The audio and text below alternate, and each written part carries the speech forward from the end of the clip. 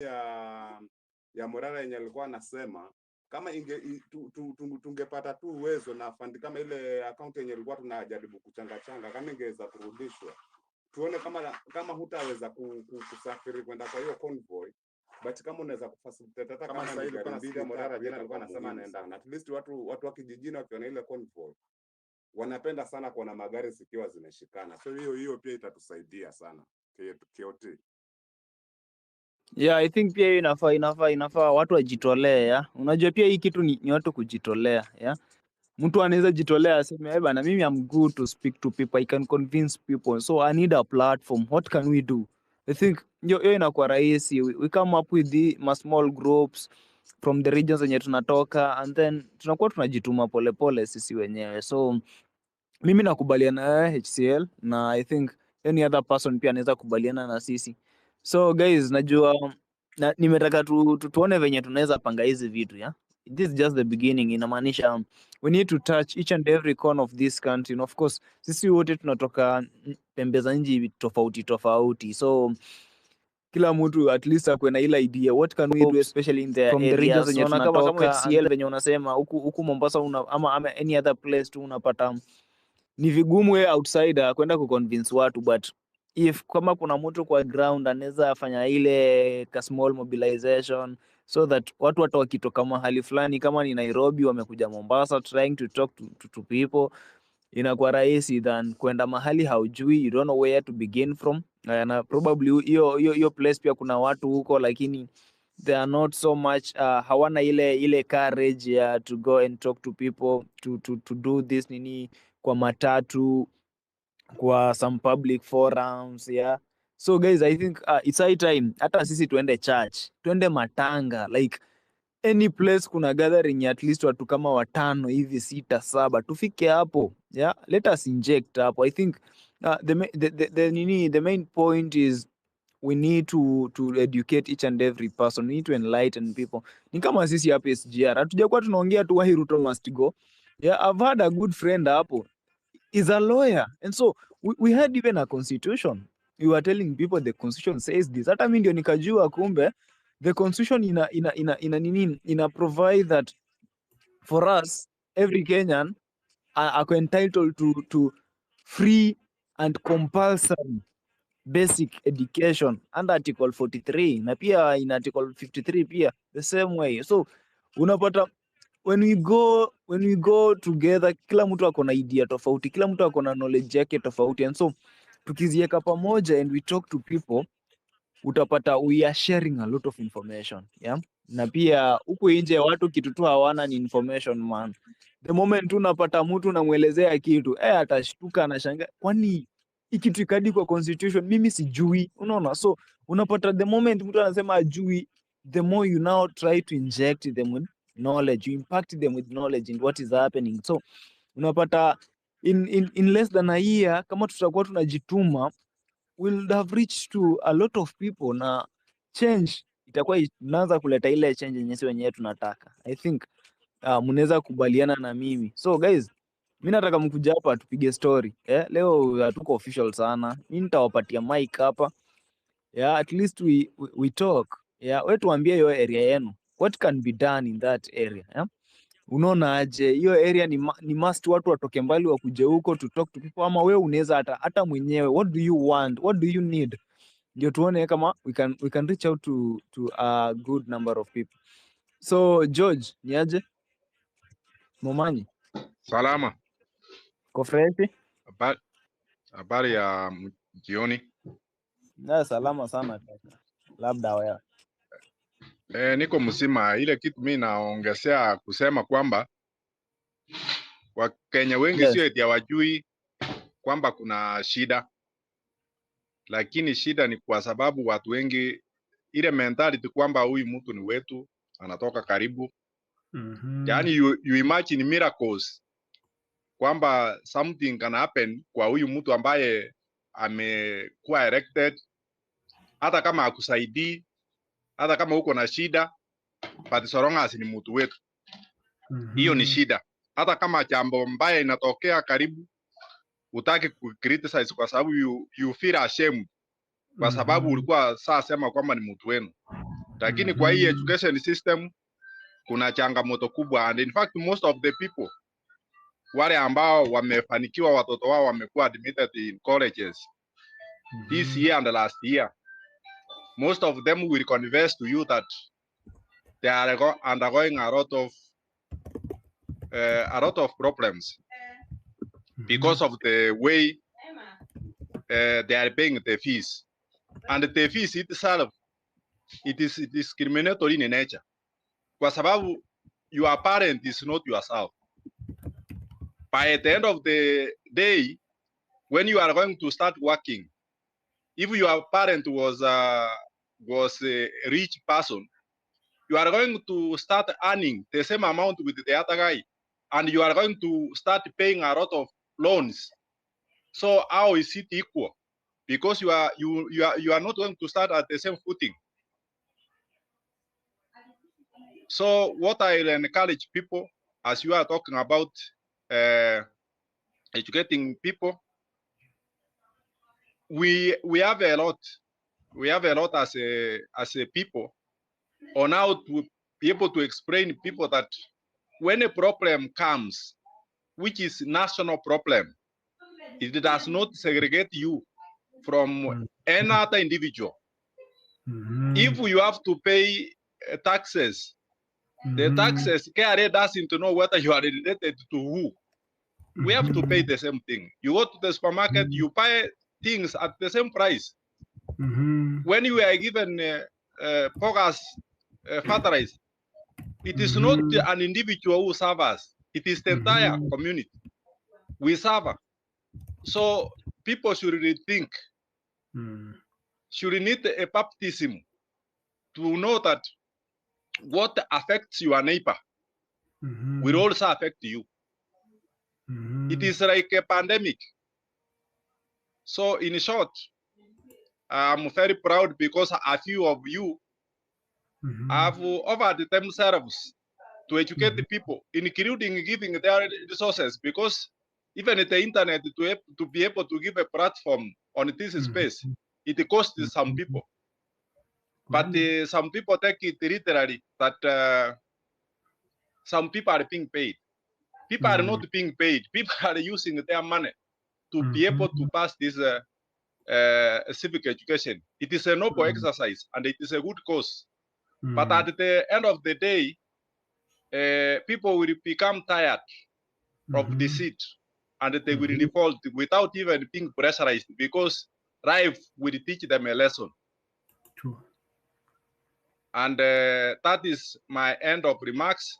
And I congratulate you people for taking this initiative of educating those people who need the civic education. Thank you.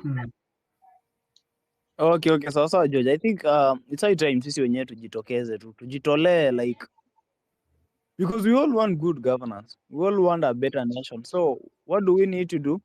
We need to do it by ourselves. Yeah? Hakuna mtu inafaa tuambie go do this and this. Ni sisi wenyewe tu tujitokeze. We can do this, guys. Wallace, niaje?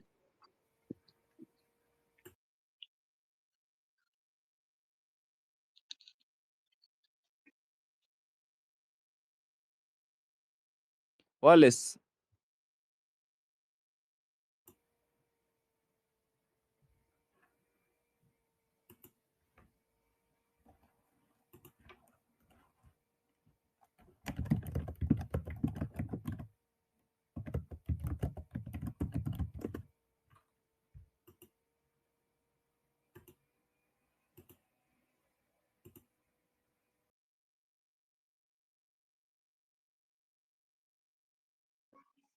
So Wallace uko?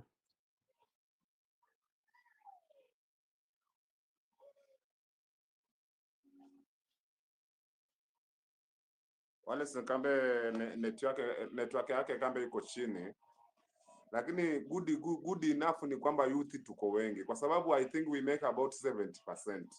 So tukija tu pamoja na strategy nzuri hii, hao watu hata wakiiba kura hawezi iba hizo kura zote zenye tutakuwa tumepiga. Wataiba itafika mahali hata ile system itaona huyu mtu mwenye tunamwibia kura hatuwezi. So tukija tuna strategy stage kizuri, alafu youth wachukue vitambulisho, wachukue kura. Huyu mtu hata afanye nini haezi rudi hapo. Kama tutajitokezea venye tulitokezea pale wakati wananiwa finance bill, tutoke kama hivyo tukapige kura kila mtu. Watu hata hiyo system hata kama wameseti aje hawezi kuiba hizo kura zote, lazima tutamtoa tu. Kwa sababu wenyewe sasa tukisema tutaingia street kumtoa huyu jamaa, hizi jamaa basi zimejipanga kioti kusema kweli. Juu kila mahali sasa hii hao jamaa wanaenda wakichafua tu ground. So kitambo tu mobilize watu paka tuingie kwa street kama venye tulinge ile finance bill. Si rahisi, lakini the best thing tuchukue kura 2027. Tuingie kwa ballot. Na hii civic education hiyo imefikia kila mtu, kwa sababu sasa kama zile vitu morara zenye anashinda ki-expose. Yaani ukiziangalia hivi tu mwenyewe unachemka tu, yaani unashindwa, yaani all this money zimeenda wapi? Kioti. Yeah, nakusikia. So Faruk, niaje?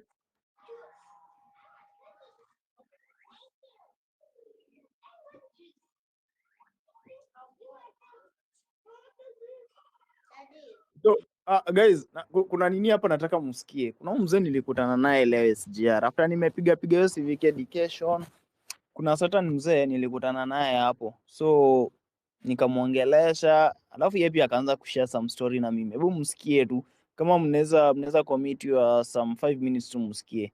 Mkipata message then to continue. Then you pay body. Body ilikuwa ni kama anaongea mambo na nini? Anaongea mambo na university education venye ilikuwa back in hizo days in 1987, because ananiambia walikuwa na Ruto university moja, so anamjua vizuri sana.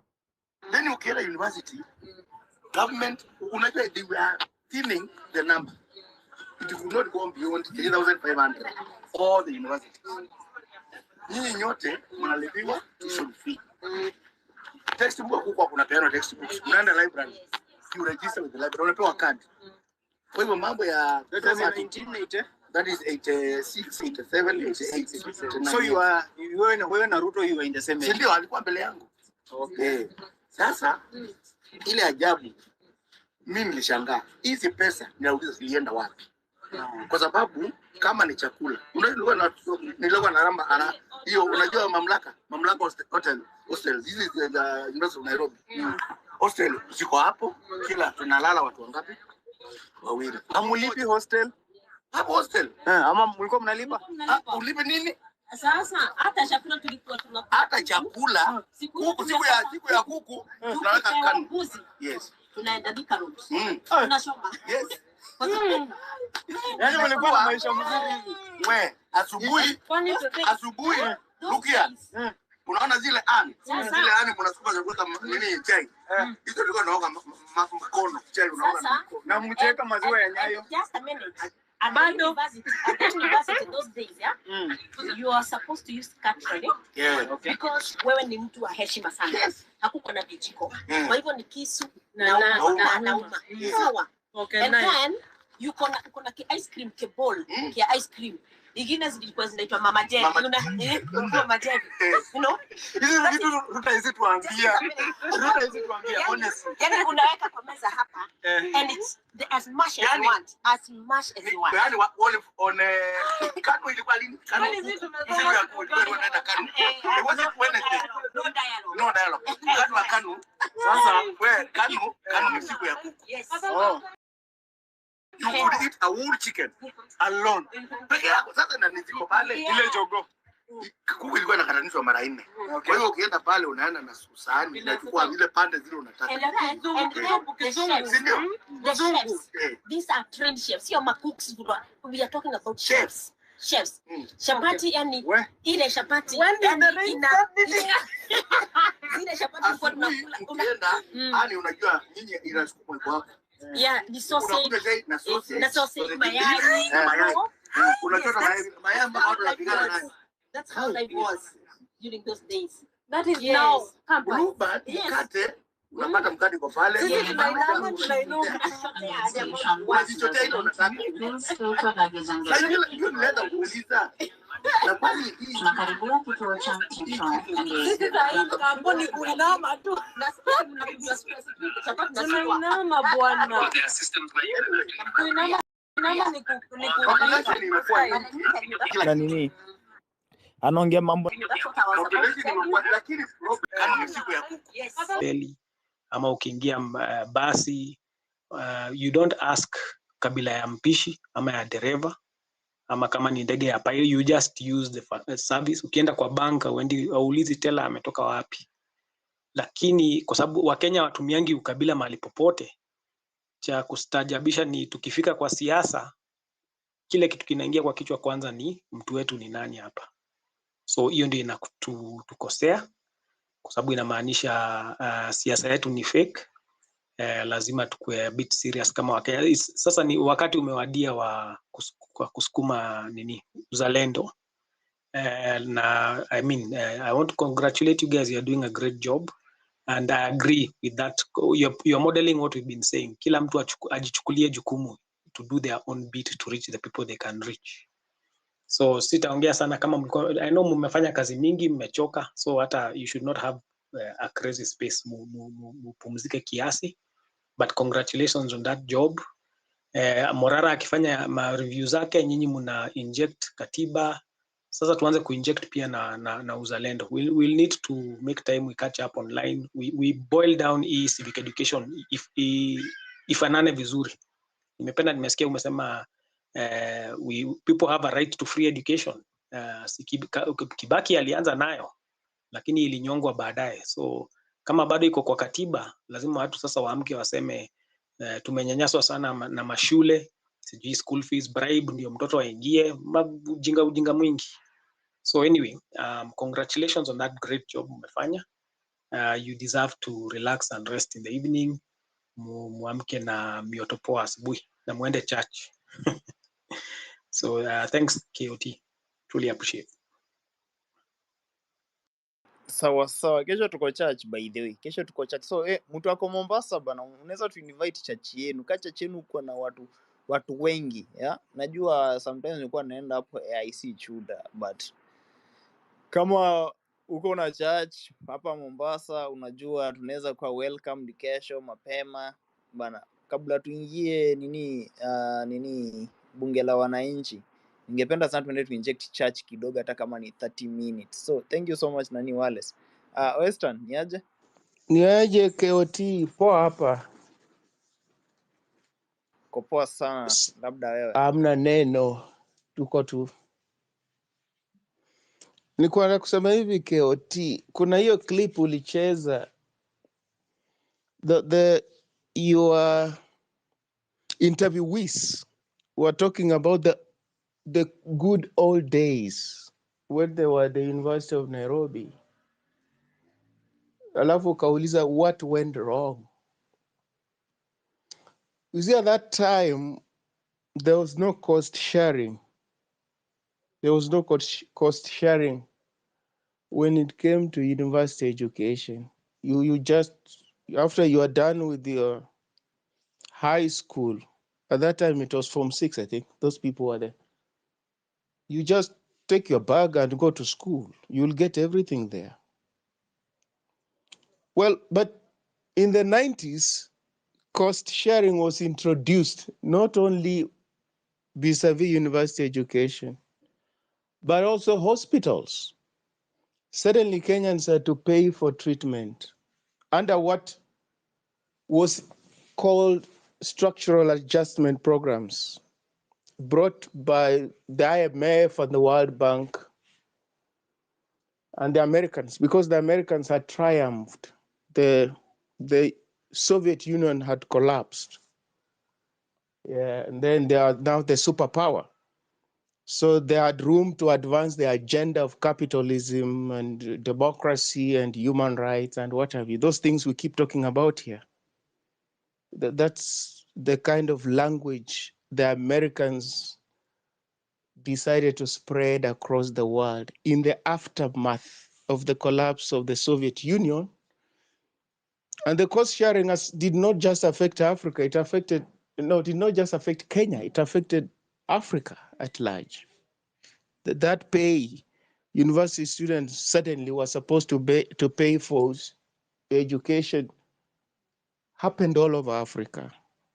And that's what we're still dealing with now.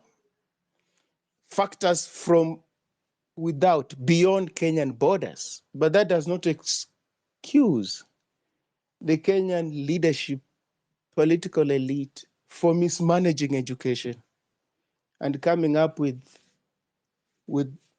punitive programs and policies that lock out students, and especially from poor families, from education, not just higher education, education at all levels, primary, high school, and tertiary. So that is it. The good old days. That was during the Cold War. Free things. Capitalism set in as the preeminent ideology. Well as about Uzalendo and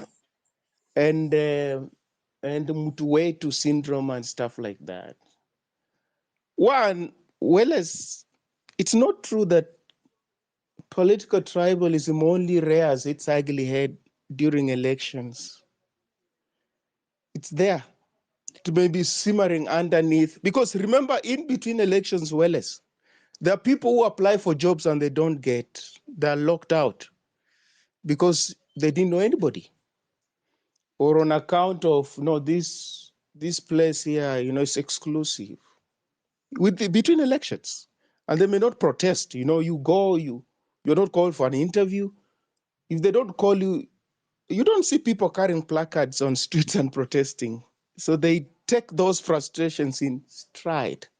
But during elections, what politicians do, they cynically weaponize ethnic differences for either retaining power or trying to access power. But in between, Kenyans suffer as a result of this kind of politics at an individual level. In as much as they don't protest individually, or nobody says, oh, let's go on the streets and protest against ethnic discrimination. So the problem is that Welles and the listenership, KOT's listenership, is that we tend to think political tribalism is something you can attack directly. No, you can't. It's not like buying doom and spraying on cockroaches and mosquitoes and stuff like that, and you see them dropping dead. That's not how you fight political tribalism or Mutuwetu or whatever it is. You don't fight it like that. Ethnicity is fought by targeting something else. And when you target that thing, it falls off because it's a symptom of something. In and of itself, it doesn't sustain itself. It has to get oxygen, as it were, from something else. Something else must sustain it. So you must deny it that oxygen. What is it? You have to focus on governance. Because when you focus on governance, what happens is that you're going to create opportunities for everybody, irrespective of their ethnic origin, their religion, their gender, what have you, those fault lines. There are jobs for everybody. The economy is booming. So mobilizing along ethnic lines becomes completely redundant and useless. You don't get anywhere with that kind of politics. When you uphold the rule of law, people see that you are applying the rule of law even-handedly. There are no sacred cows. If you break the law, you are punished, irrespective of your station in life. The president's allies, people who are perceived to be close to the president leaves them to go to jail when they break the law. Well, you are not going to successfully mobilize along ethnic lines because people will see this country works for all of us. So my ethnicity, it has no political or economic currency.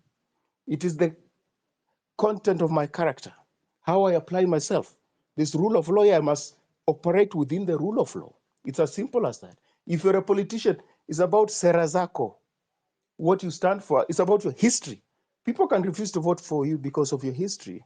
You held an office at some point and you stole money. They will not vote for you because their values. They want people who are going to safeguard their interests. So uzalendo, patriotism, is not something you preach to people. You people must be patriotic. No, it comes naturally as a result of certain things that the government does. If the government cares about its people, people will actually be patriotic.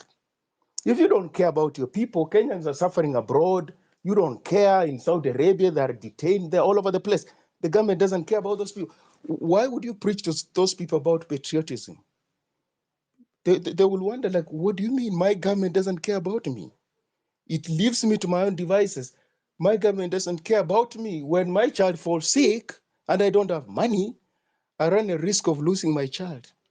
If I fall sick and I don't have money, I run a risk of dying because my government doesn't care about me. So when you preach to people like those who are struggling to take their kids to school because the fees are too high, who are struggling to feed their children, who are wondering why is it that their children who have completed college cannot get jobs and take care of them, you cannot preach to them patriotism, honestly. Why?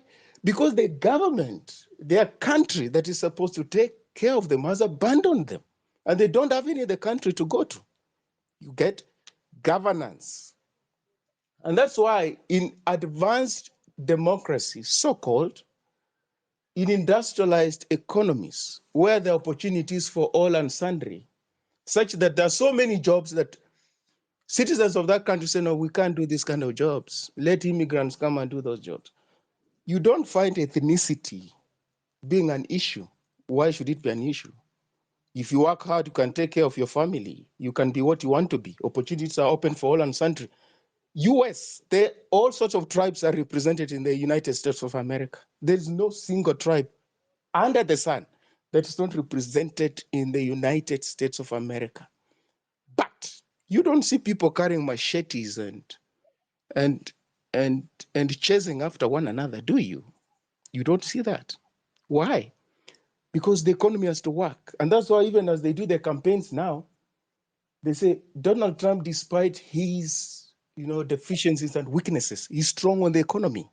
And that's a big factor in the elections. Because when the economy is booming, people have money in their pockets. People get jobs. People can make upward mobility, those who work and apply themselves.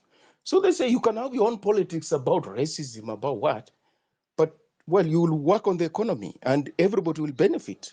They care about that. But here in Kenya, these politicians make us think that ethnicity is the problem. No, they are the problem. It's not a problem. They are the problem. And that's why they weaponize it. They politicize it. They campaign using it, the things that William Ruto is doing now. That's ethnic mobilization, instrumentalization of ethnicity. That's what he's doing. And they're not going to demobilize it. So, KOT, Welles, there's no doom for ethnicity. The way you can buy doom and spray on a cockroach and it dies. You are going to snuff out ethnic politics, ethnic consciousness, ethnic bigotry, nationalism, jingoism, when you work on the economy. That is it. When you practice inclusive politics, yes, that is it. When you apply the rule of law, the constitution, you are going to kill ethnicity.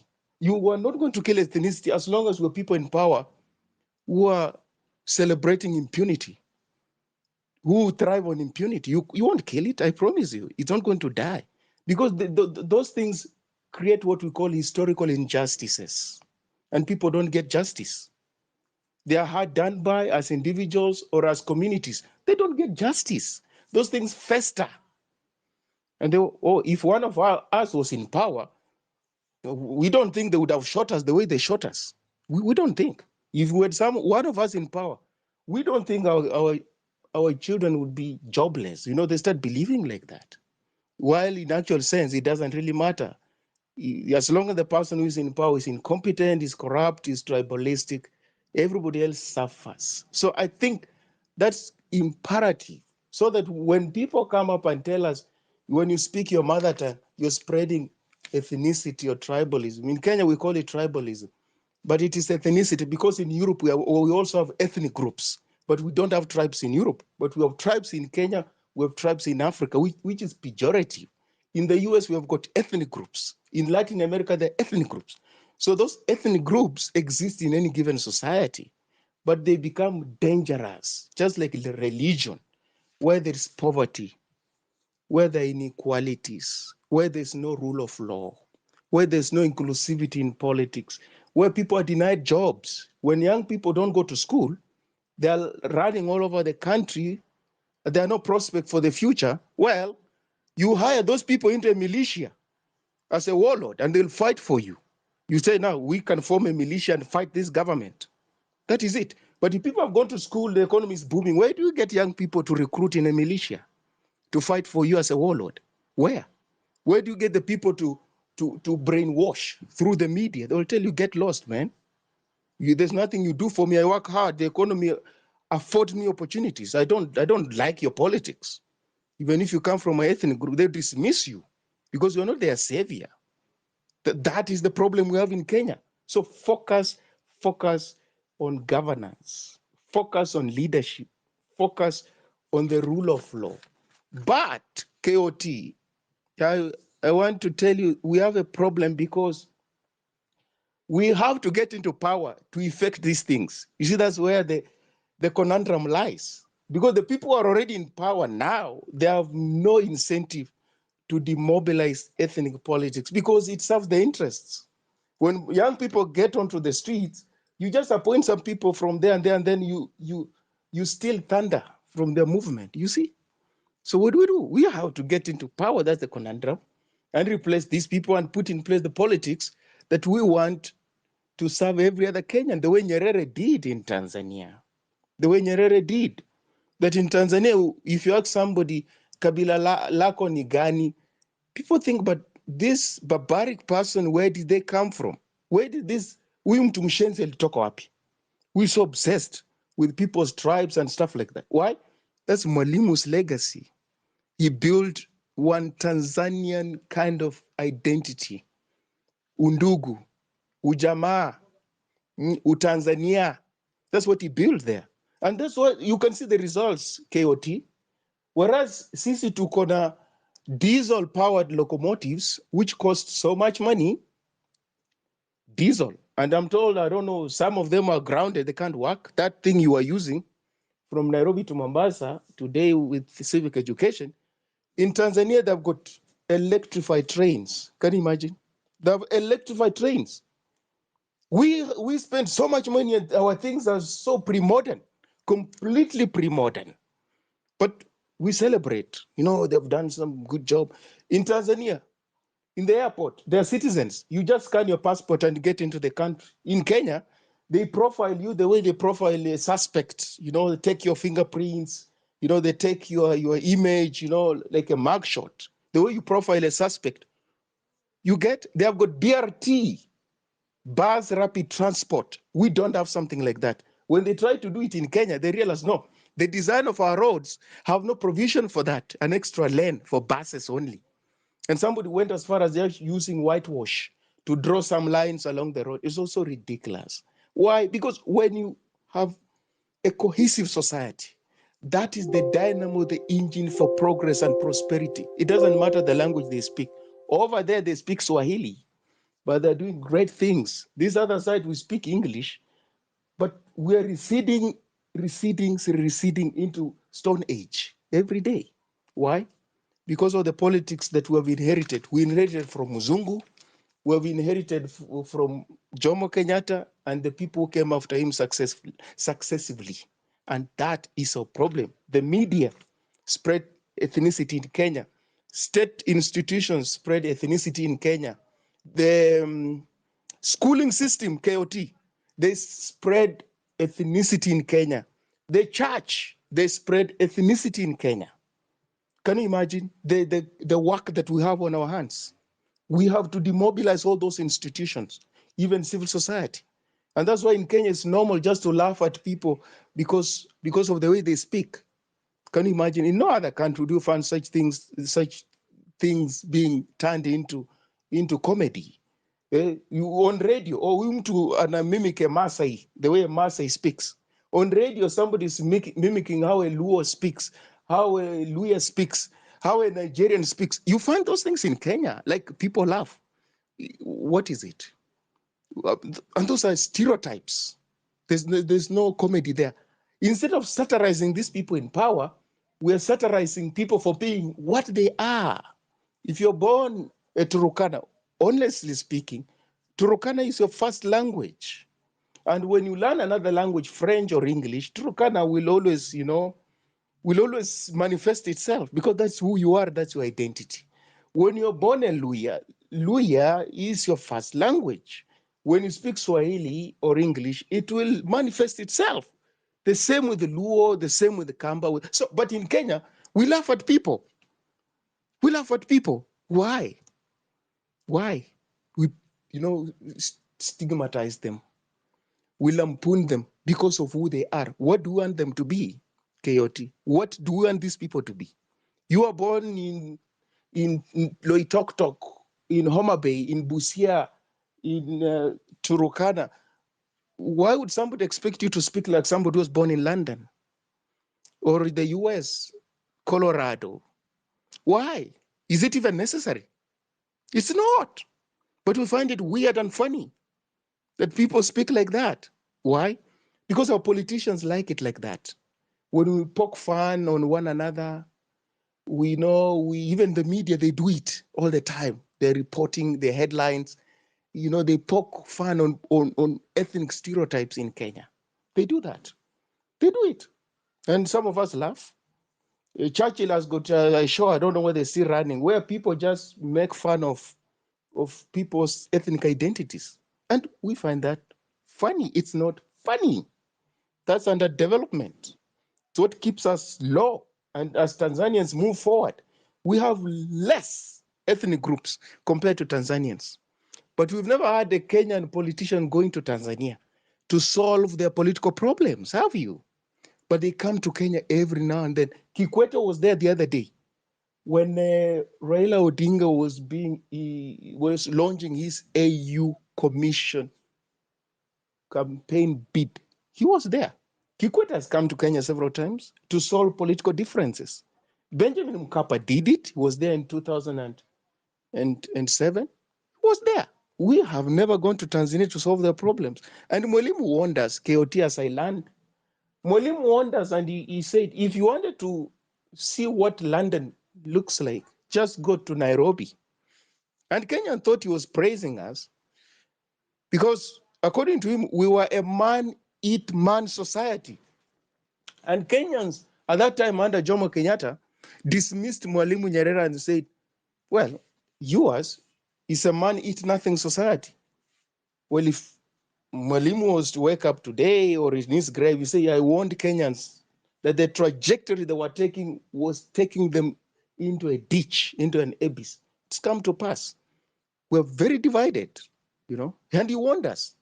This love for money, love for things Muzungu, love for Western things, the propensity to look down upon people. I mean, Mwalimu saw those things, that they would take us nowhere. Elitism, tribalism, misogyny, name it. Religious fanaticism, those things, we do have them. KOT, I learned. Thank you for the opportunity. Keep going. KOT, let me answer briefly, if possible. Is that okay? Thank you. Yeah, so Western, thank you very much for your input. The interesting thing is there's a maxim that goes, it's a medical maxim, that a proper diagnosis is half the cure. So I think you've both seen that the critical need is about unity in a country, because you are mentioning Tanzania as a good example. They are ujamaa, which means it's about uzalendo, and therefore they don't have ukabila. Initially, you are coming from the angle that it's about governance. Tanzania was first about patriotism, not having that ukabila serving as a stumbling block to everything they wanted to do as a country. And even your conundrum of how do we get into leadership is because from the days of the late Jomo and Jaramogi, the divide and conquer system, which was based on ethnic conclaves, the British kept us apart to divide and rule. That was a British system.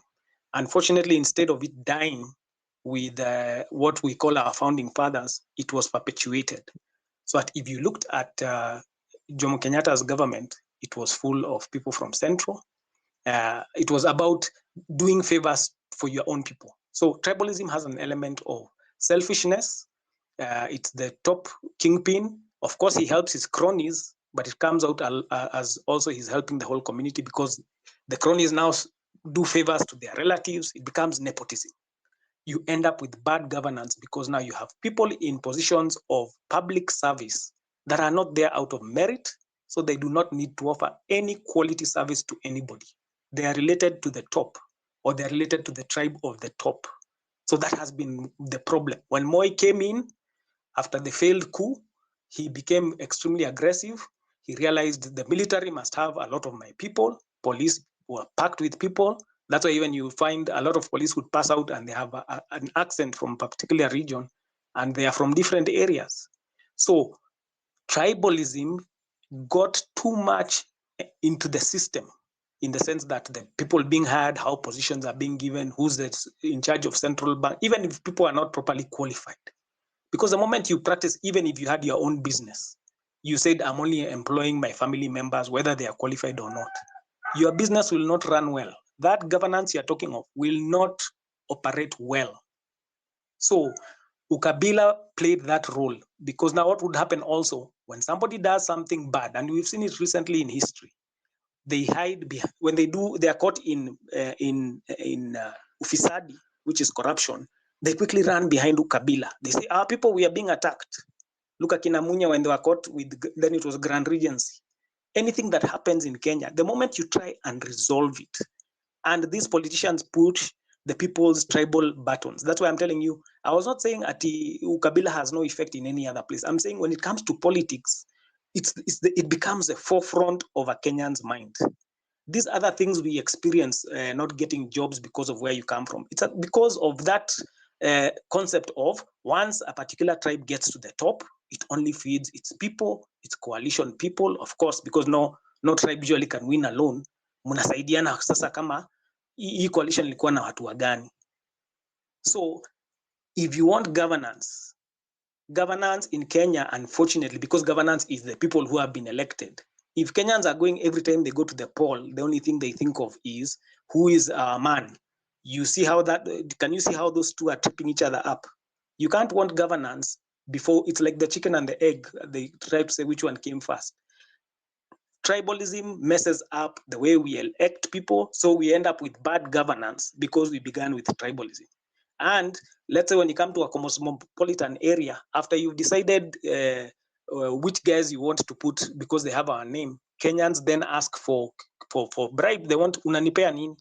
You can't go do a campaign on the ground in Kenya and people don't ask you unatuachia nini. If you don't seem to have anything you'll give people, they won't listen to you. So that problem also comes to the people. First, we will look for our man. Then among our men, let's say we're in Western or Nyanza, where all the competitors will be the same tribe. It will be a question of who pours out the most money.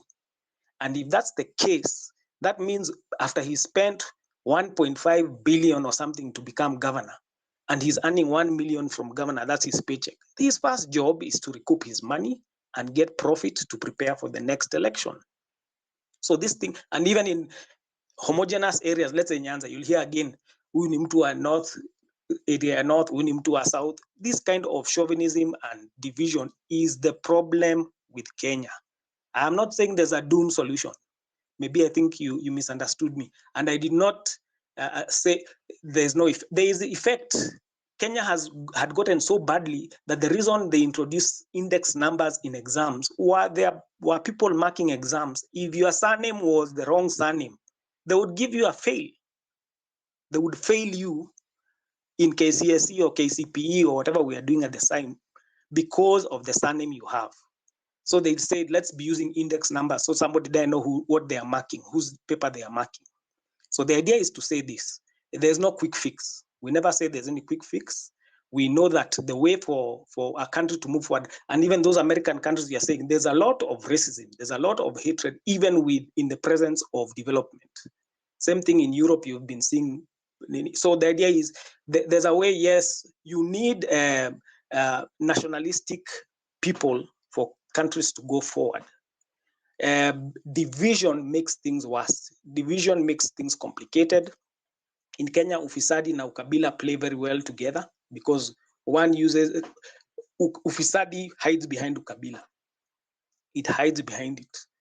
You are told you touch our man na nyinyi huku hii area yetu mnatoka. That's how our politics work, and that's why also you've seen people mad that when they play games up there, they are fighting for power. Because nobody wants to win fairly. The people on the ground fight, and then in the middle of fighting, you hear those two top enemies have gone to a hotel, they've taken tea, wameshake hands, wanaambia sasa tumekuwa tuko kitu kimoja, but you've killed each other on the ground. So the element is to say, yes, there's no quick fix for Kenya, but that nationalism, that patriotism, if you look at America, what made America great, people used to think of country first. We know the JFK quote, ask not what your country will do for you, but what you can do for your country. That was bringing that element of, in America, they have personal responsibility as citizens to make their country better. That's why when you hear organizing for America, it's regular Americans. Even you can see it now for akina Kamala Harris. Si ati watu wanangojea waletewe ma-t-shirt na makofia na wapatiwe 500. It is the people removing from their money and taking of their time to go and knock on doors and campaign for Kamala Harris and Waltz. That is how people participate in their governance. And remember, we copied quite an amount from the American Constitution. So that is a challenge for Kenya, that we need to become patriotic. Nobody has said it's a spray. That's not how it works. It is a reasoning. It's an understanding. We say, tumejaribu ukabila of 61 years. It's been tried, but it has not drawn, if anything, as you said, it's blocking people from jobs. There's a space I was in, I don't know if KOT was there also. Kuna mtu alisema even he was afraid to give his children their full ethnic names. So anawapatia jina mbili za kizungu. John Smith or John something, ama Ann Williamson, ndio akienda skuli ataenda kutafuta kazi, asibaguliwe based on their surname. That's very sad for Kenya. And TZ has, at least socially, they have been ahead of us. Remember, our economy has still been strong. Okay, it's been stronger, whatever. And imagine it's stronger while we are being robbed the way we found out we are being robbed. Bila Morara may expose this mambo. So where would we be if we were not being robbed blind? Because they keep us busy. Musema saa zingine hii siasa ya Kenya, it's like WWF, is my wrestling. We used to like watching Hulk Hogan, whatever. I used to watch those old ones. These wrestlers are not enemies. But while they keep you entertained, pretending they hate each other, you guys are paying them money. That's how they're making their money. You guys are focused on the entertainment, on the fake fights. One day they are enemies, after 3 months, they're in the same tag team. So if you really believed that these guys were real enemies, you'd be very confused as their fan, so to speak. Yeah. So that's how our politics in Kenya has been played, and now made even more extreme because of tribe. You know, somebody's tribe is like their mother. And tukisema ukabila, we don't mean there's anything wrong with kabila yako. Be proud to be where you were born. That was God's choice for your life. In America, we see the strength of the United States. I said this, I think, in the other space, that their diversity is their strength. Diversity is actually meant to be a strength. And what they do in America, even if they don't like each other, because there's racism still, you cannot deny that. There's a lot of bad, look at how many George Floyd, how many, we've lost count of the racism in America. Look at how they've been insulting Kamala. So the idea is, but they have learned we are going to respect each other's humanity. Even if I don't like whatever, I can respect your right to be an American. And that's why in America, you see, even when Trump was losing the election, when he called his own Republican governors to tell them, change these results, they refused. They were loyal to the Constitution of America. Their patriotism saved America. In Kenya, the MPs can be inside, all Kenyans outside telling them, don't pass that finance bill. And what do? They listen to the president and they pass it. That is not patriotism. That is not patriotism. So ukabila inatupatia watu wabaya, wanaenda, because on top of that, after ukabila, we ask for money. We need to take some of the blame as Kenyans. Hii kitu ya kungoja elections ndio tukulie pesa, that is our fault. They pay us first, they feed us first, then they go inside there to feed themselves. Because if you go and tell him nifanyie kazi, atakwambia si niliwalipa. I paid you to be here. Excuse me. I spent 10 billion of 2 billion. If you saw in the papers, if you go to the history online, these parties spend over 10 billion on goodies and t-shirts and campaign managers and all that kind of rubbish of their own money, usually, of course, stolen money that they give us. So they have to recoup it. So that's my point. The point is really just to say this. Nobody expects Kenya's fix. Let's not have a quick fix solution. Nobody is expecting that. And tribe is a beautiful thing in the sense that if we, and by the way, if you're talking about people making fun of tribe, America is the whole world over. It's called satire. You know that, Saturday Night Live, Russell Peters, everybody makes fun of everybody's accents, whatever. It should not be a sensitive matter.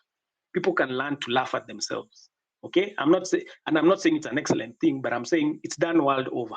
People, it's called satire. It's called comedy. Americans, Trevor Noah, you watch.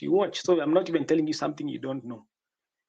Making fun of each other is supposed to lighten the load. Okay, if you see in America, African Americans, they make fun of themselves.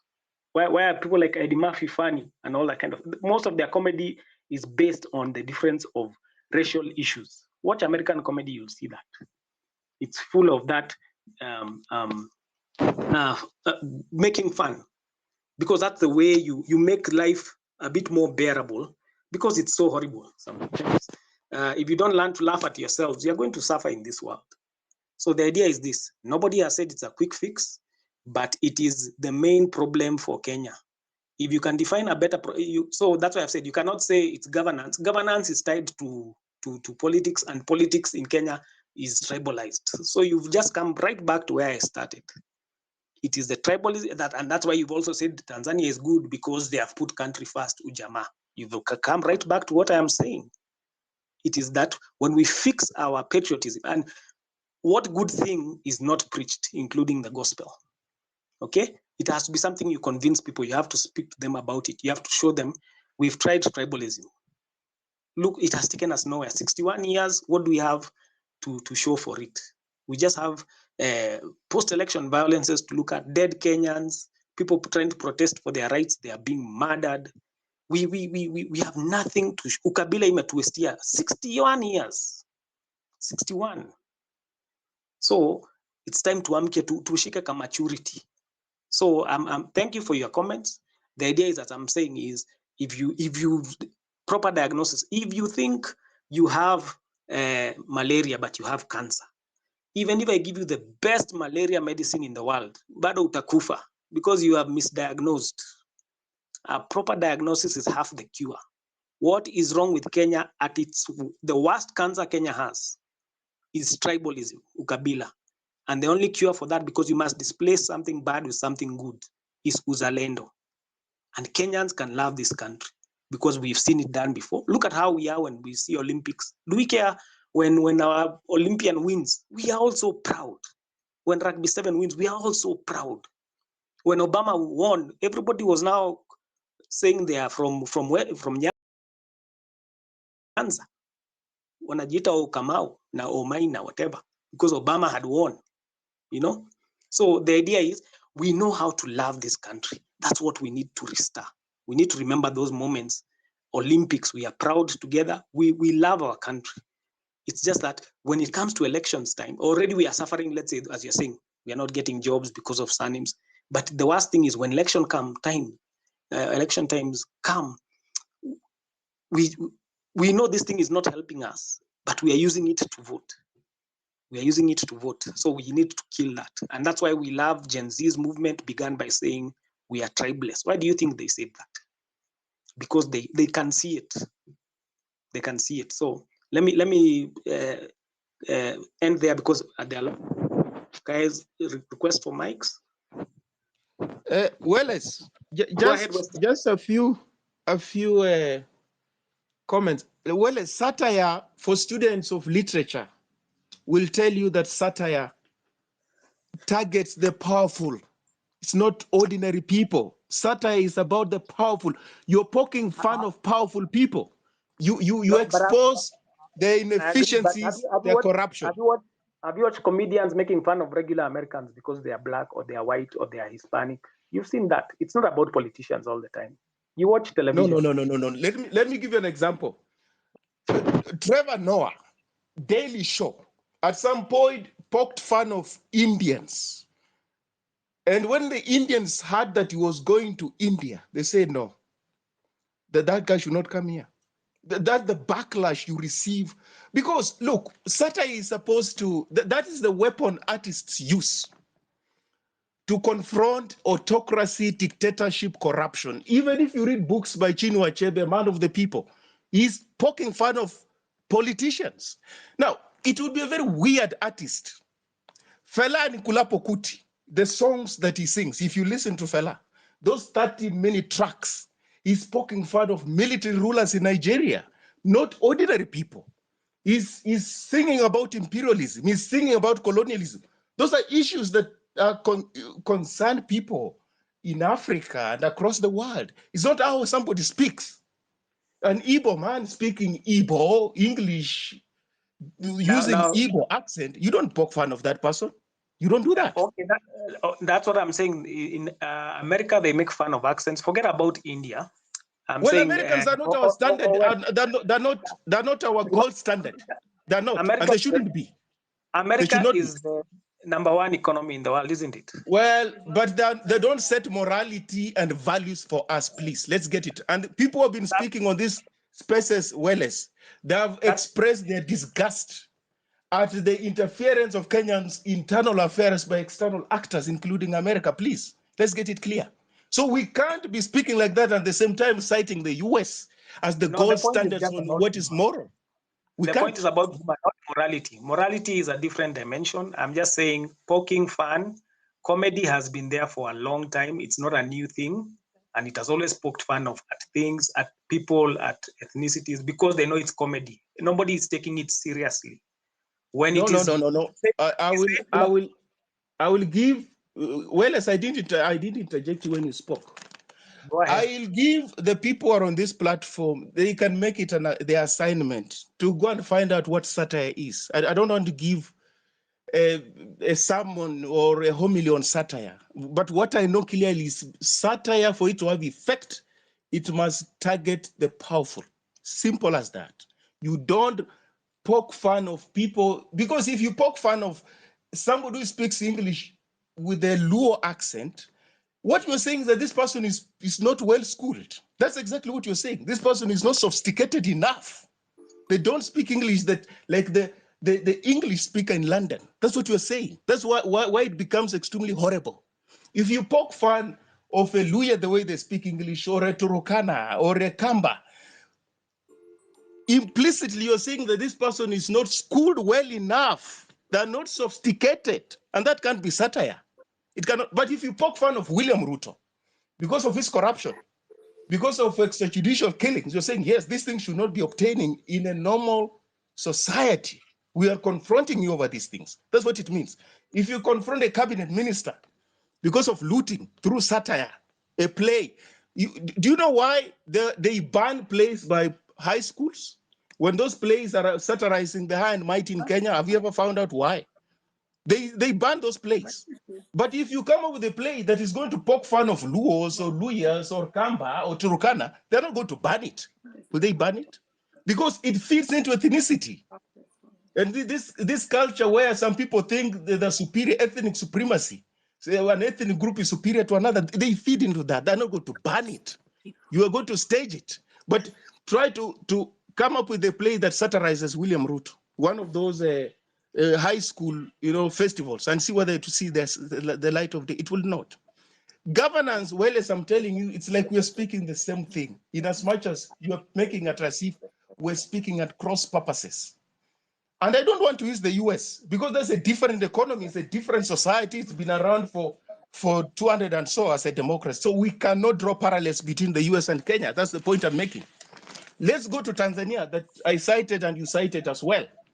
What Mwalimu did when he came into power, because this is our peer, we're almost the same age as far as independence is concerned. Mwalimu Nyerere realized that ethnicity would be a problem in Tanzania, and his first priority was to kill it. What did he do? One, he said there will be no room for elders. These things we about Luo Council of Elders. He said those people will have no room in politics and in governance. You can do your thing if you're from Sukuma ethnic group, you can do your thing there. The way you do your cultural thing, if you're from Hehe, you can do that. But you will have no place in governance, in state institutions. There will be no place for ethnic leaders, tribal leaders. There will be no room for that. How many times have we had in Kenya so and so has been made? I don't know, this elder, this elder. Mwalimu had no room for that. Secondly, Mwalimu set a precedent in the sense that the tribe from which you come, regardless of their numbers demographically, that does not give you any head start as far as politics is concerned in Tanzania and the presidency as it were. So that from Mwalimu to now, from Mwalimu, the founding president of Tanzania, up to now, presidents have always come from minority ethnic groups as it were. Zanaki, Mwalimu came from a Zanaki ethnic group, a very small ethnic group. And the ones who came after him also came from small ethnic. In Kenya, they ask you, do you have the numbers? Yo, you come from Turkana ethnic, which numbers? You don't qualify for president. And that's why power in Kenya rotates around Kikuyu, Luo, Luhya, Kamba. What is that? That's the politics Mwalimu demobilized in Tanzania. Then Mwalimu could be found in banks, negotiating for loans for his children to go to school. Was Jomo Kenyatta ever in a bank negotiating for loans for his children to go to school? Was Daniel Moi ever in a bank? Or Moi Kibaki? Or Uhuru Kenyatta, now William Ruto? Mwalimu could visit banks asking for loans to take his children to school. We have already had a president, a son of a former president. In Tanzania, I can tell you it's highly unlikely to happen, not in the near future. You don't know Mwalimu's sons or daughters, what they do in Tanzania, do you? They're not even in politics. You can do your own thing. I'm a politician, you can do your own thing. Mwalimu told politicians of his time, he drew a line in the sand. Well, as I'm talking about governance. Why governance is important as opposed to focusing on tribalism and ethnicity.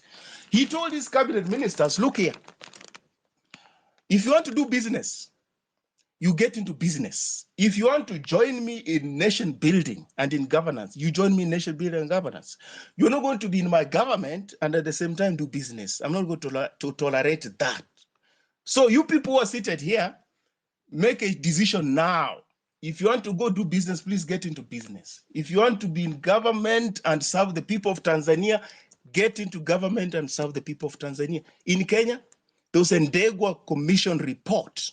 We're still paying heavily for it in the 70s that made it legal for government officials and politicians to do business with the government. We're still paying for that, aren't we? We are, as we speak now. So don't go to US. We make that mistake in Kenya all the time. We're going for benchmarking in the US. No, man. US has been around, man, around the corner for years. Why can't we go to Tanzania? Why can't we go to Rwanda? The country that was blighted by genocide, but they're picking up the pieces, rising from the ashes. Why don't we go there to learn? Why don't we go to Botswana? Also our peer. What are they doing right that we don't do right? Don't mention the US, please. That's the problem our politicians make. They think, if you're asked, why do you make the ID have an expiry date? The answer they give you is that because of international standards. What does that even mean? What does the concept of international standards mean in the context of Kenya? Kenyans are asking questions about their country and their peculiar conditions. But you are telling them that people, I don't know, in the US do that. People, I don't know, in Uganda do that. Like, come on, Kenyans are not staying in Uganda. Kenyans are not staying in the US. So please, let's not do that. Our politicians cite those examples to shut us down, to tell us, no, you can't question this because Americans are doing it. You can't question this because Europeans are doing it. Come on, we can do our own thing. We're our own people. We have got our own cultures. We've got our own history. We can do that. As I learned, Wallace, about Yes. patriotism, Wallace. Patriotism, please get it right. A president who is presiding over wanton looting of state resources cannot entrench patriotism. I can tell you for free. Because you can't preach patriotism on citizens who are already patriotic. Because by the mere fact that we're on this platform and we're raising this question, we're patriotic. Because Achebe says a patriot is not a person who says that they are. A patriot is a person who is. You're not a patriotic person because you say you are. You're patriotic because of what you do. And if you're a president, and people can see that you don't tolerate corruption in the country, people who dare engage in corruption, they go behind bars and do time. Well, who else can question a patriotism? Who else? Kenyans are patriotic. They work hard. They do their businesses. They work and take their kids to school. If they're in gainful employment, they work. But the politicians loot all their resources. So we're supposed to be preached to when it comes to patriotism. It's not Kenyans. It's not Kenyan. They are already patriotic, even if they're not preaching it. They are from their actions. They confront electoral fraud. They confront corruption. They protest extrajudicial and summary executions. What is more patriotic than that? But the political elite are not patriotic. They let them down because they know when people are patriotic, you're not going to lie to them.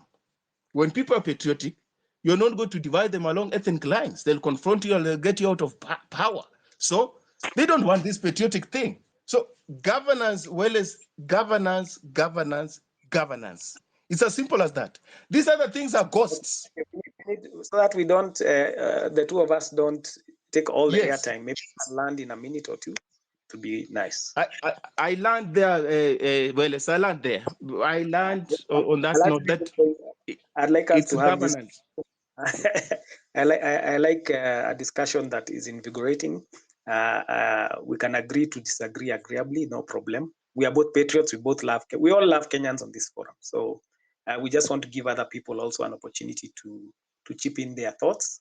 But I think, if anything, as KOT started this, we've seen he's come from a civic education camp. That's a patriotic act.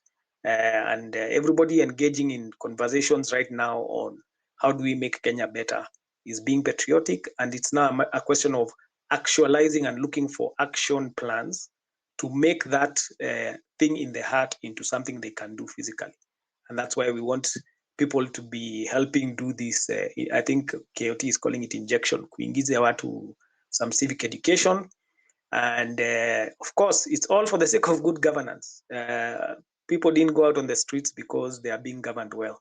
People went out and have been dying because there's a demand that good governance must prevail. So to give other guys,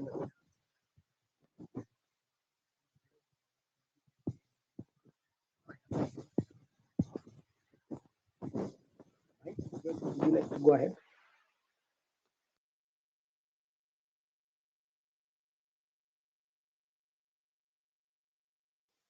George, are you there? KOT, can you see anybody else who has requested to speak? No, I can't see anybody else, of course. Yeah, so guys, I think, I'm here. George, yeah, Sorry. you have go Sir ahead. George. What with Tishani Mike? Tishani Mike, if you want to share. Can I go ahead? Yes, please. Yes, George, please. kindly. Yeah, thank you very much. And good evening, everyone. Larry, I appreciate the topic that we have shared and the speaker who have just talked and I've listened. Yeah, can you And hear? can you hear me? Me, I'm okay from my side. I can hear you. Okay, thank you. I want Yes. to talk about civic Hey, hold education. on. George was speaking.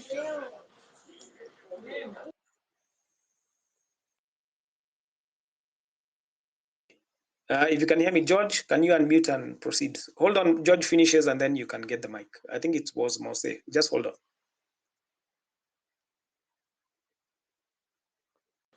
Thank you. I can proceed now. Yes. So let me say that good evening, good morning, good afternoon to everyone, wherever you are. It's also nice to be on this space and to share on the issue of patriotism and ethnicity. And let me say first, I think in the course of the week, I once said that I call myself a Kenyan. In our culture here in Kenya, I belong to a family. So, and in that family, it belongs to a tribe. And those tribes, wherever they are, 42, 45, that is what make the country Kenya. So I must belong somewhere. And I've had a privilege to live in Tanzania. Actually, you don't ask about the tribe because the answer is always I'm a Tanzanian. But what has come out today, it is that they have more tribes than Kenya does. I have no problem with the tribe. But of course, the people who have used the tribe very well, and I want to insist on this, very well. Someone, for example, will loot.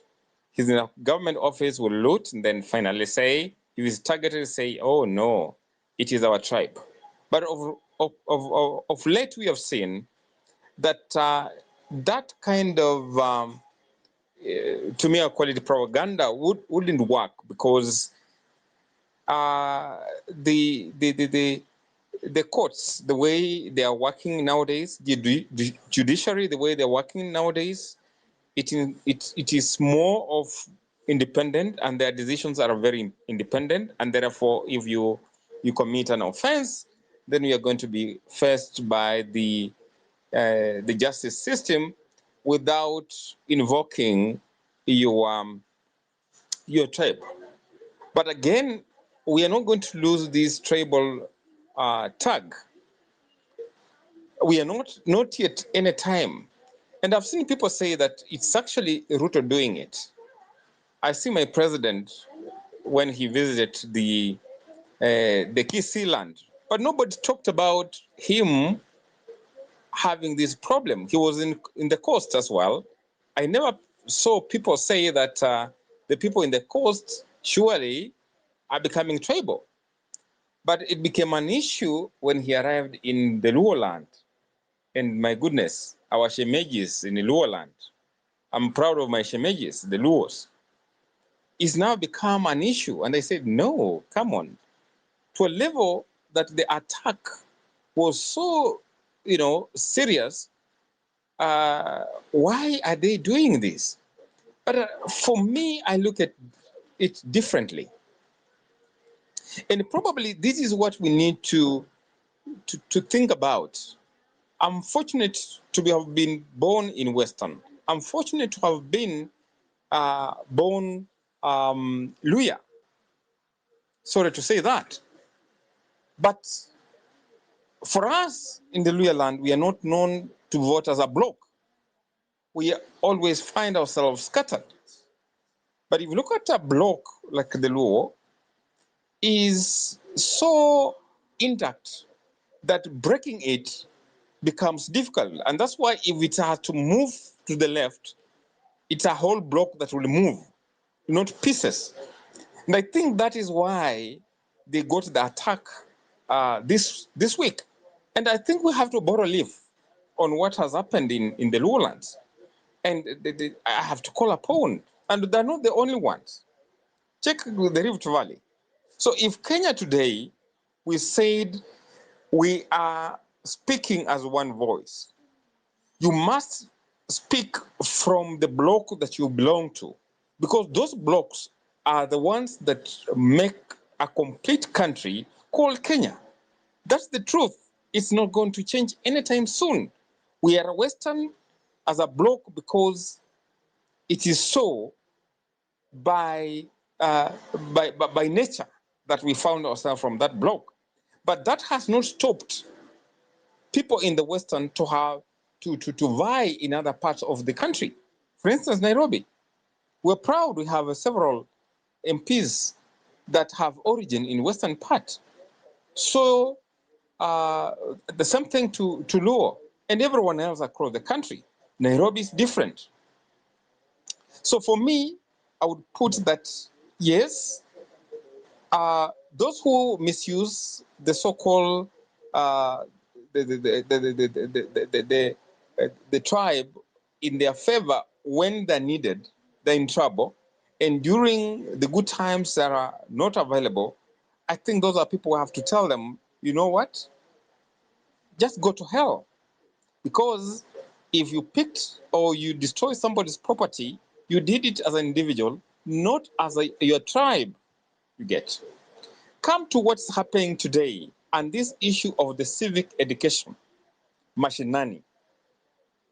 And please, I'm privileged, probably I'm on this space, but I can see my cousins, I can see my brothers who still have mulika mwizi.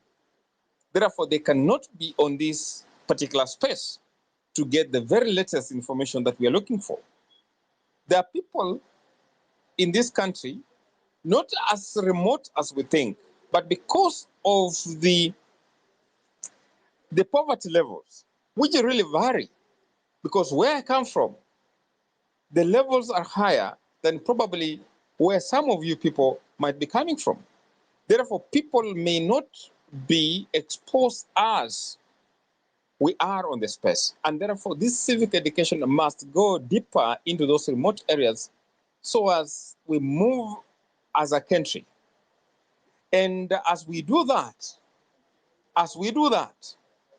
something, when it comes to civic education, hopefully we shouldn't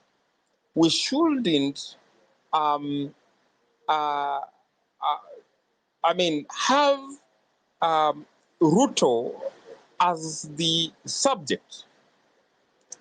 Rather, have an agenda that we need to know bad governance. Because the bad governance is not by Ruto himself. We are coming from a county, and this is where I say we belong to some places. We are belonging to a county where we have had bad governance. Have we addressed the issue? We are coming from an office of your MCA. What has happened there? Probably the nearest college or institutions. We have had parents crying that we are being overcharged. That next institution that you are in, you are closer to, that bad governance that is there. And therefore, when we go with an agenda that there is bad governance that we want to correct, then it will be good than saying, no, it is about this one individual. Because then we are targeting the head, but the roots are so deep that it cannot be uprooted anytime soon. I think that's my thoughts about the whole issue. Again, for me, it's always good to thank you guys that you've given me a space to talk to, and I'll be happy to react to any one or two questions if you have. And sorry if I've stepped on your toe, but I believe in listening and being corrected, and that is how we grow together. I thank you, and I always tell you guys, let's engage more and more. Thank you. Thank you, George. That was good. And thank you for, actually the best thing we say is it's good to be frank, you keep it real.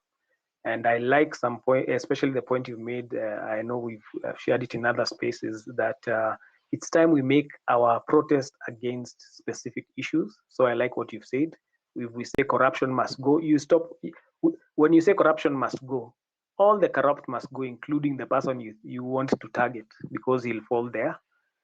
When you say bad governance must end, you will be now issue-oriented.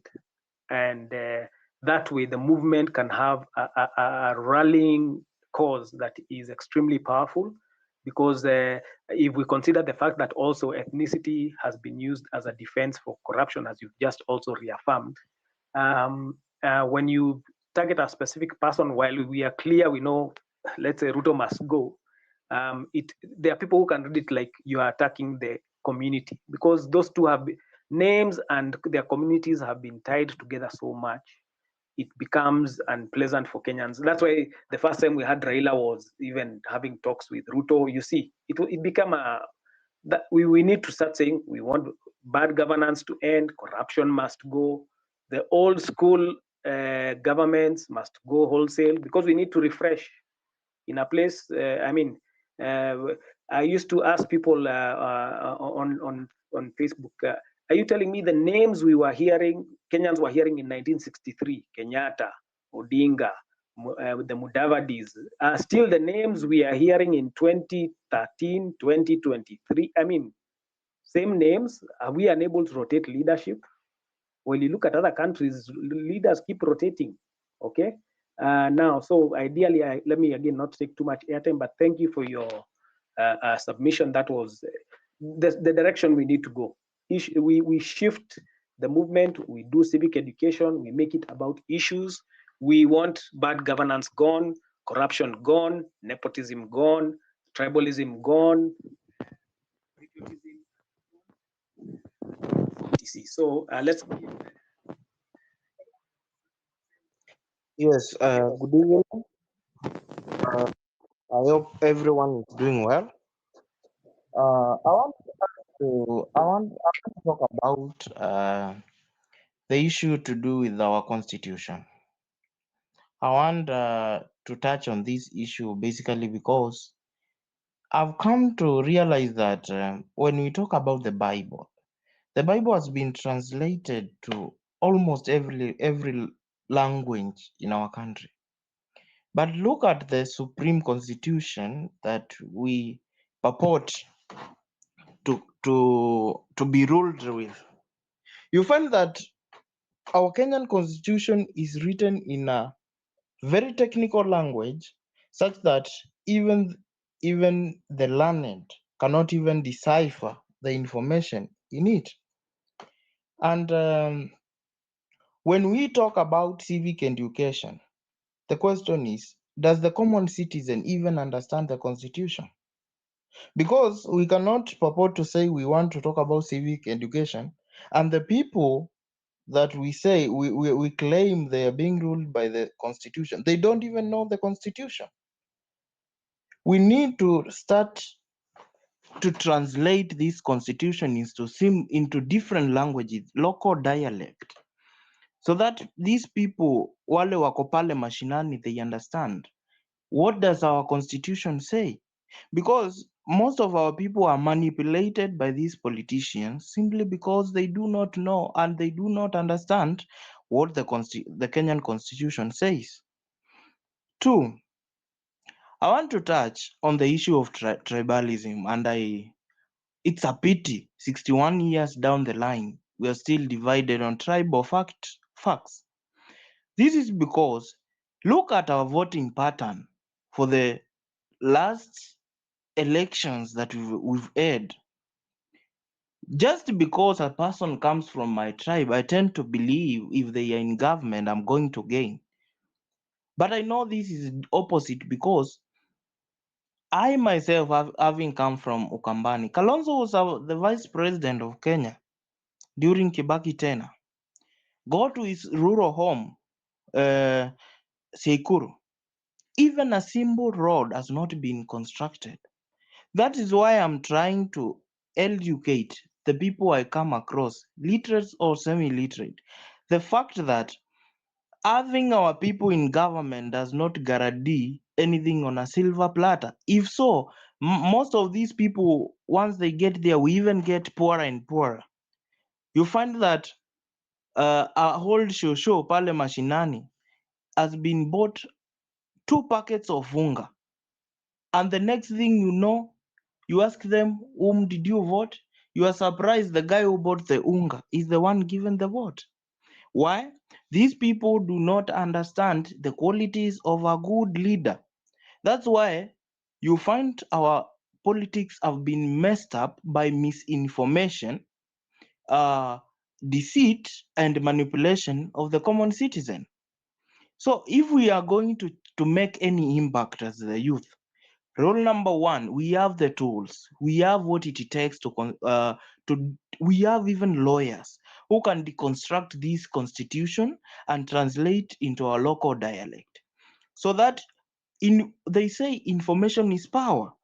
So if these people can understand this constitution in our local dialect as opposed to Kiswahili or maybe English, the better for us.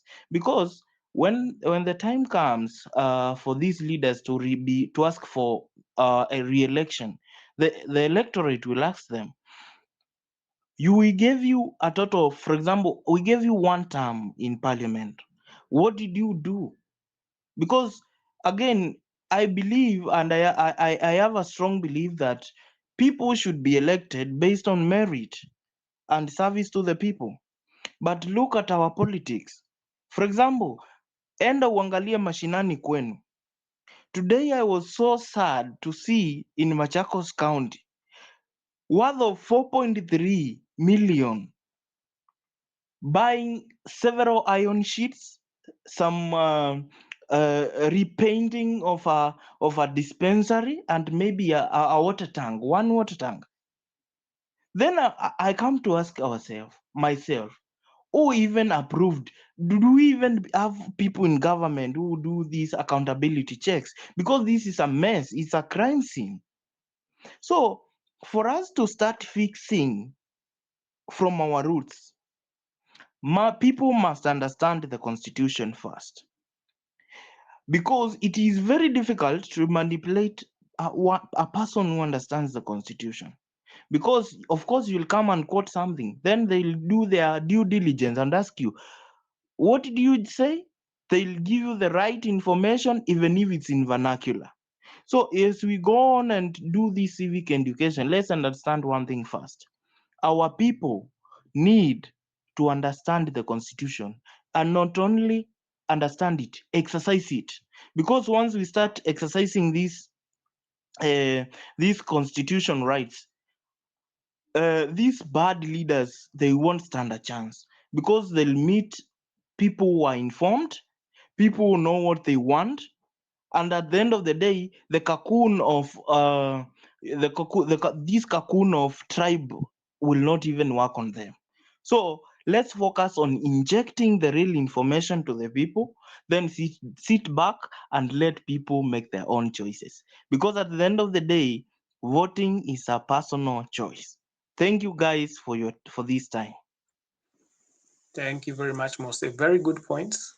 And you've actually made me remember something George mentioned about the people on Mulikamuizis on the ground. Civic education is actually education on the Constitution. And today KOT was leading by example also. They were doing it practically. And that is the example we want you to realize, that the agents of civic education needs to be you and I, to our family, in our mother tongue. Okay? So the idea is it's already in English and Swahili. Between anybody on space, be sure if they are a Kenyan, they definitely speak English and they definitely speak Swahili.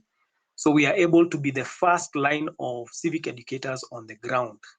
We know that we are using spaces because we are reaching millions of Kenyan on spaces as well.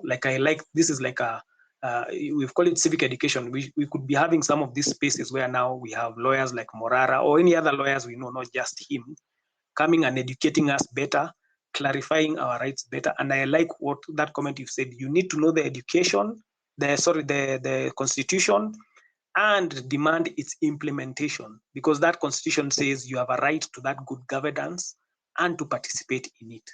And that is why in other spaces you've heard us saying, how are Kenyans meant to participate in their governance? We were supposed to start with that MCA, that person who is very close to you, right where you live in your constituency, keeping that guy accountable.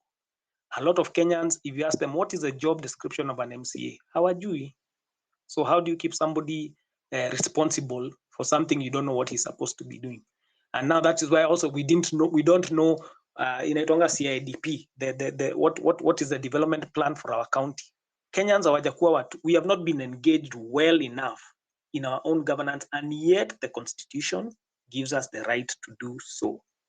That is why we said, we'll start using technology to help facilitate that that engagement public. Kama sasa hivi we are now doing public participation of some sort, because we are teaching each other, we are helping each other out, we are, even where we disagree, we are disagreeing agreeably and looking for new ideas, because there are times actually you need different ideas to come up with a third or another. It's called synergy, the best new idea that you can come up with.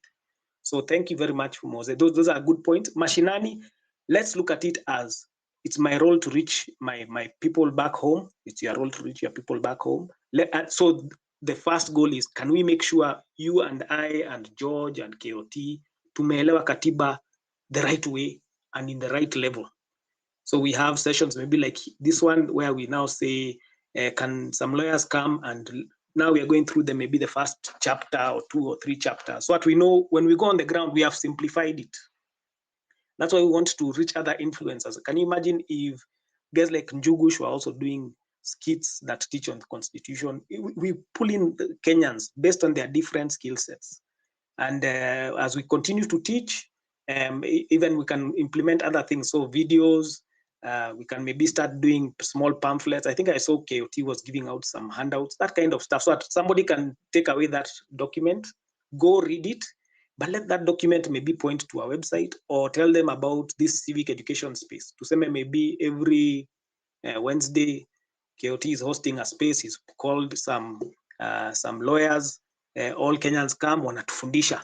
Because remember, we can fit even 1 million people in the next space. Okay?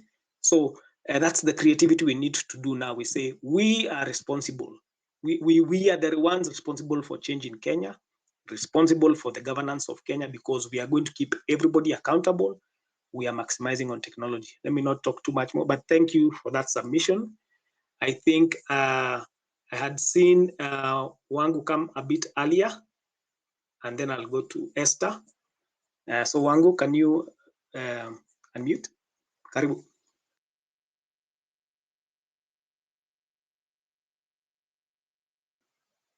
Are you there? Esther? Yes, I'm here. Oh, yeah, there you go. Sorry. Welcome. Yeah, I think mine will be brief, because I think just to support what this space is doing, civic education ni muhimu, and I think to the topic of the day about good governance. I mean, I think as Kenyans, if we can reflect on what's happening or has happened this week, especially in Lowland, my reflection is that, yes, there is an issue of a community that feels disenfranchised.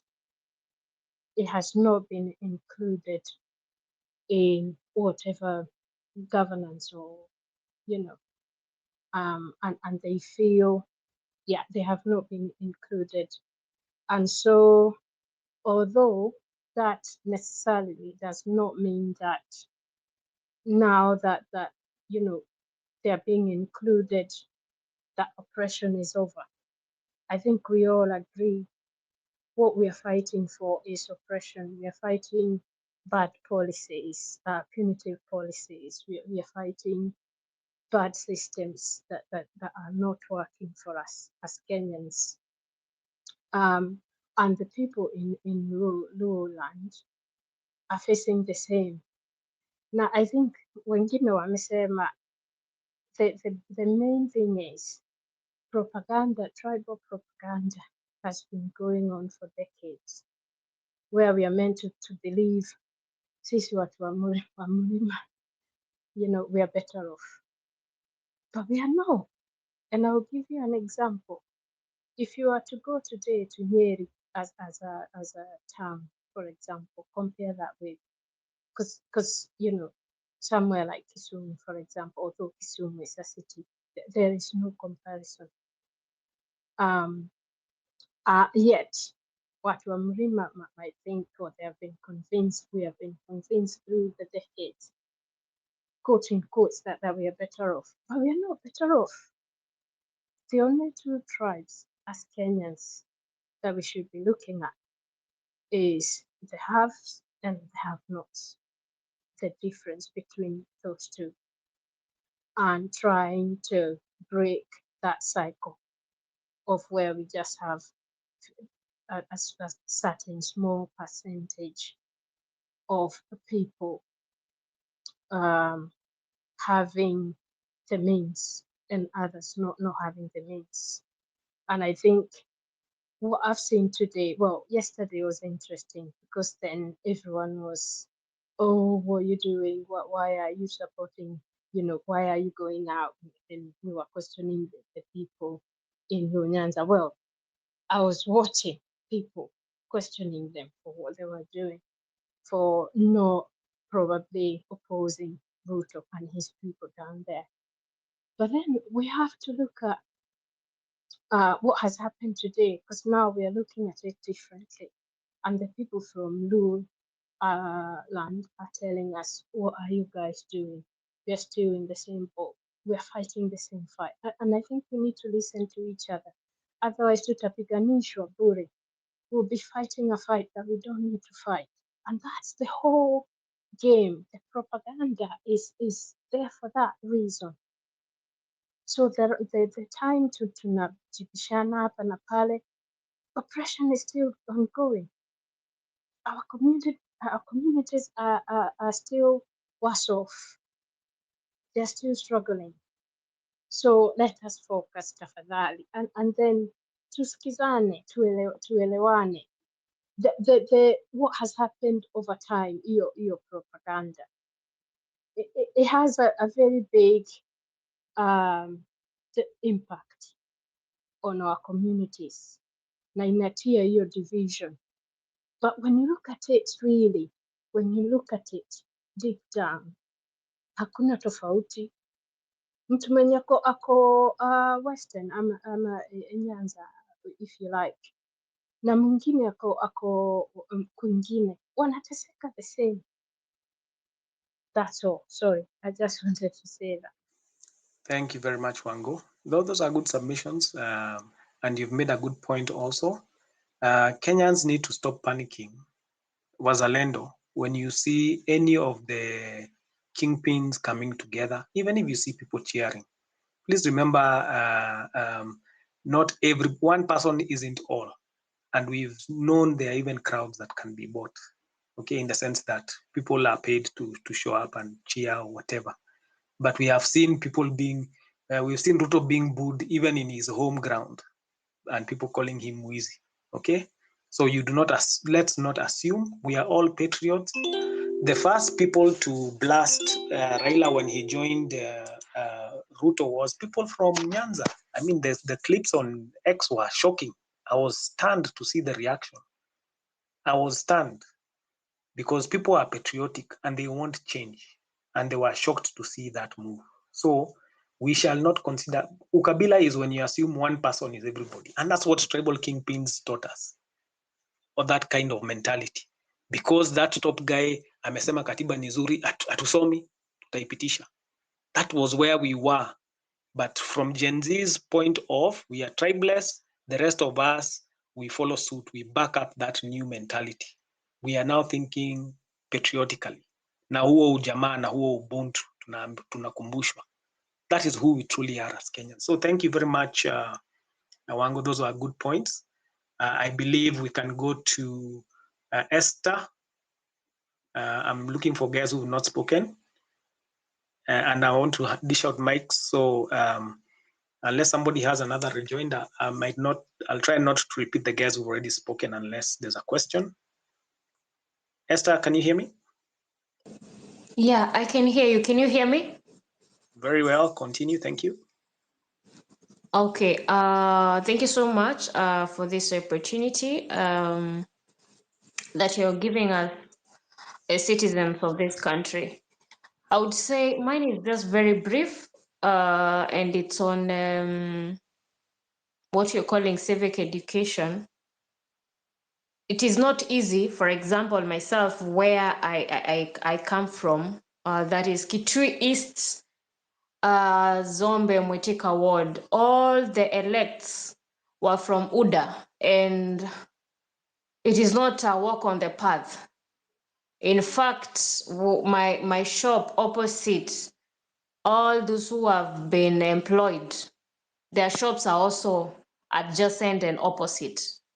So it may not be a journey that is easy on my end as I do the civic education, but I'm trying to get tactics that are very unpredictable. And then I was just thinking, there's a message I've just seen here on our chat on where is Morara. I think I also have a question on my end. Where is he? Because he has not posted, and it is not even something to be happy on that is not present and has not posted. But it's just a question to all of us who are on this revolution and moving and forging forward. Because why is our government not responsible for their role and responsibilities that they were assigned for? And when they are questioned, they want to pretend that they were doing the best for the interests of the citizens, yet they were only or they're even targeting their own personal interests. So it's just a question that I'm just posing for all of us on the journey that we are about, or we are already in.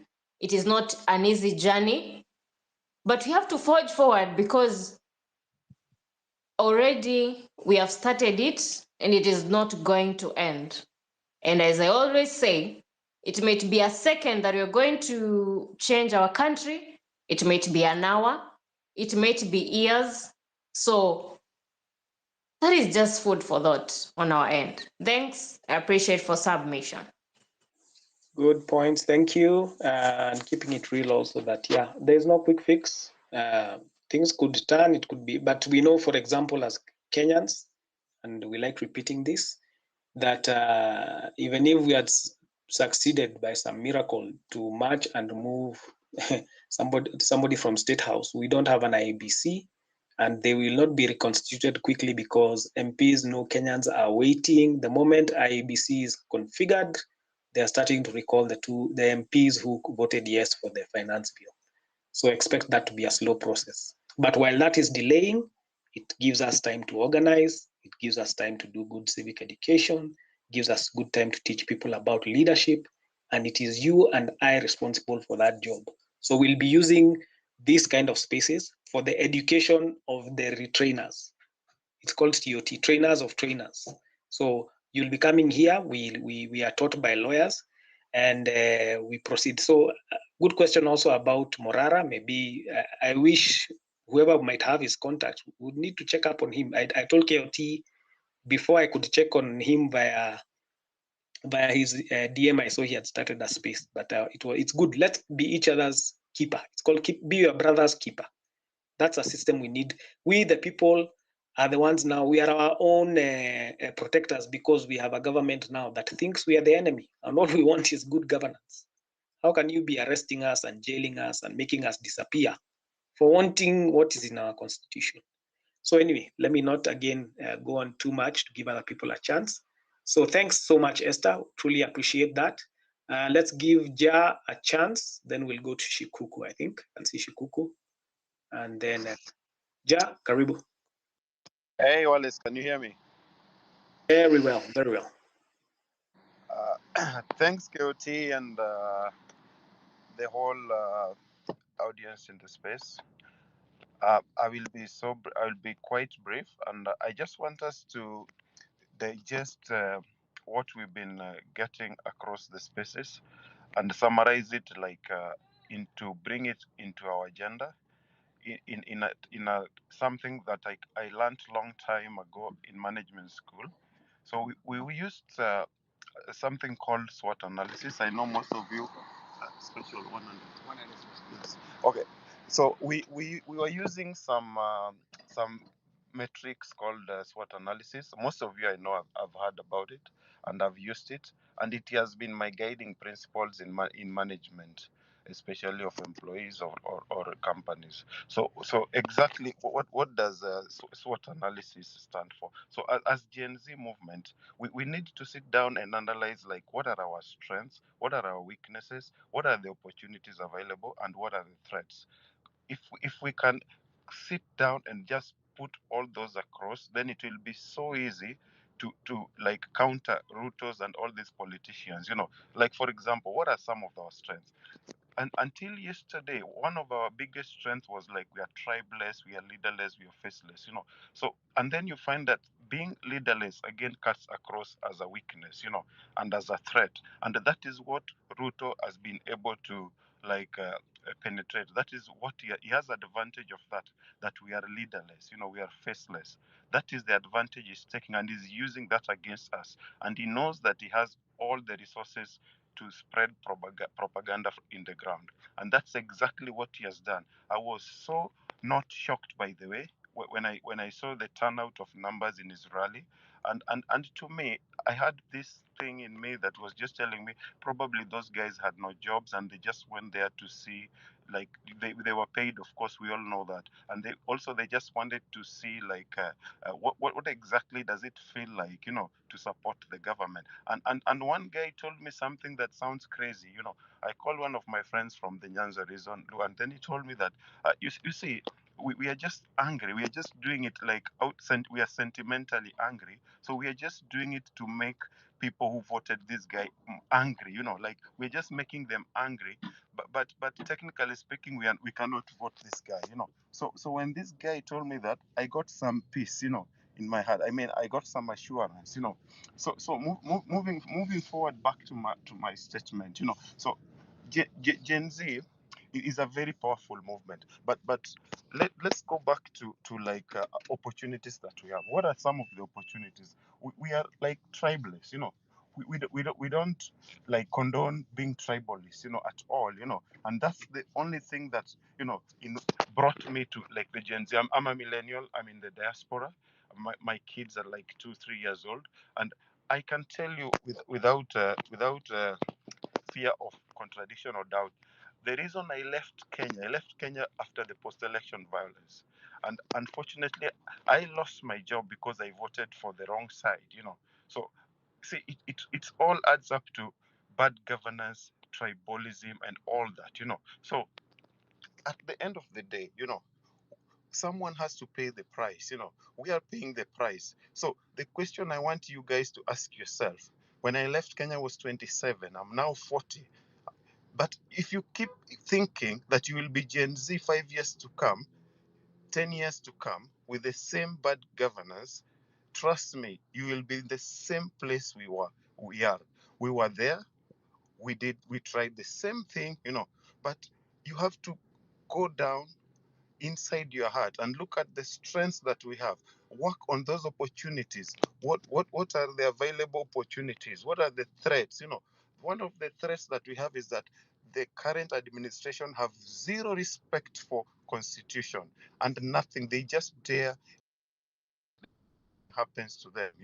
Corruption is so rampant, and I fail to understand why people don't see it as a big, like, we are still talking about. I saw Eric Omondi's proposal to reduce the number of counties and all that. Then I asked Eric, why don't we focus first on accountability? Let's see the resources that we have, how they are being used. Let's see the breakdown. Then we can move forward, because someone in another space also say that we don't have a lot of problems with our current constitution, which is 14 years old. So we need to focus more on implementation. So as I learned, I get sentimental about tribalism because it's so rampant. I can tell you that for free, and it is what is costing us.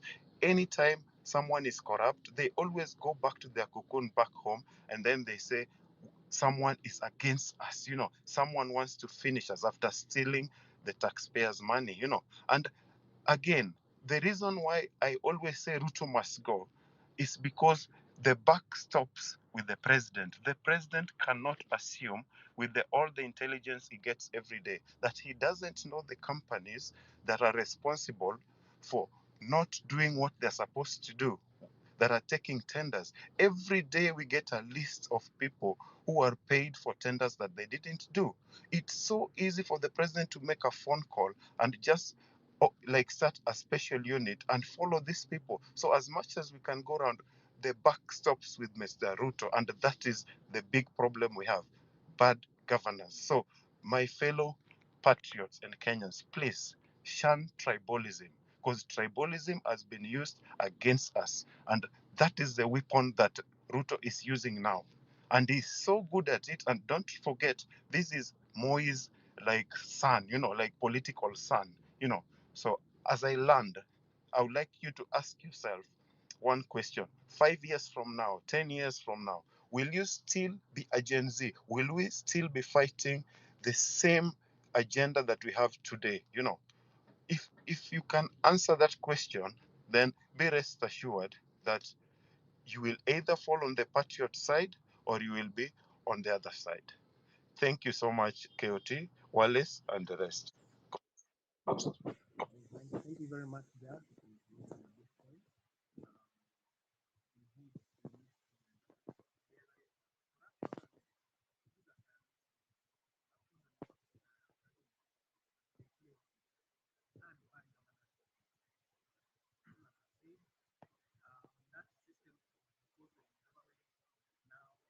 Wallace, we can't hear you.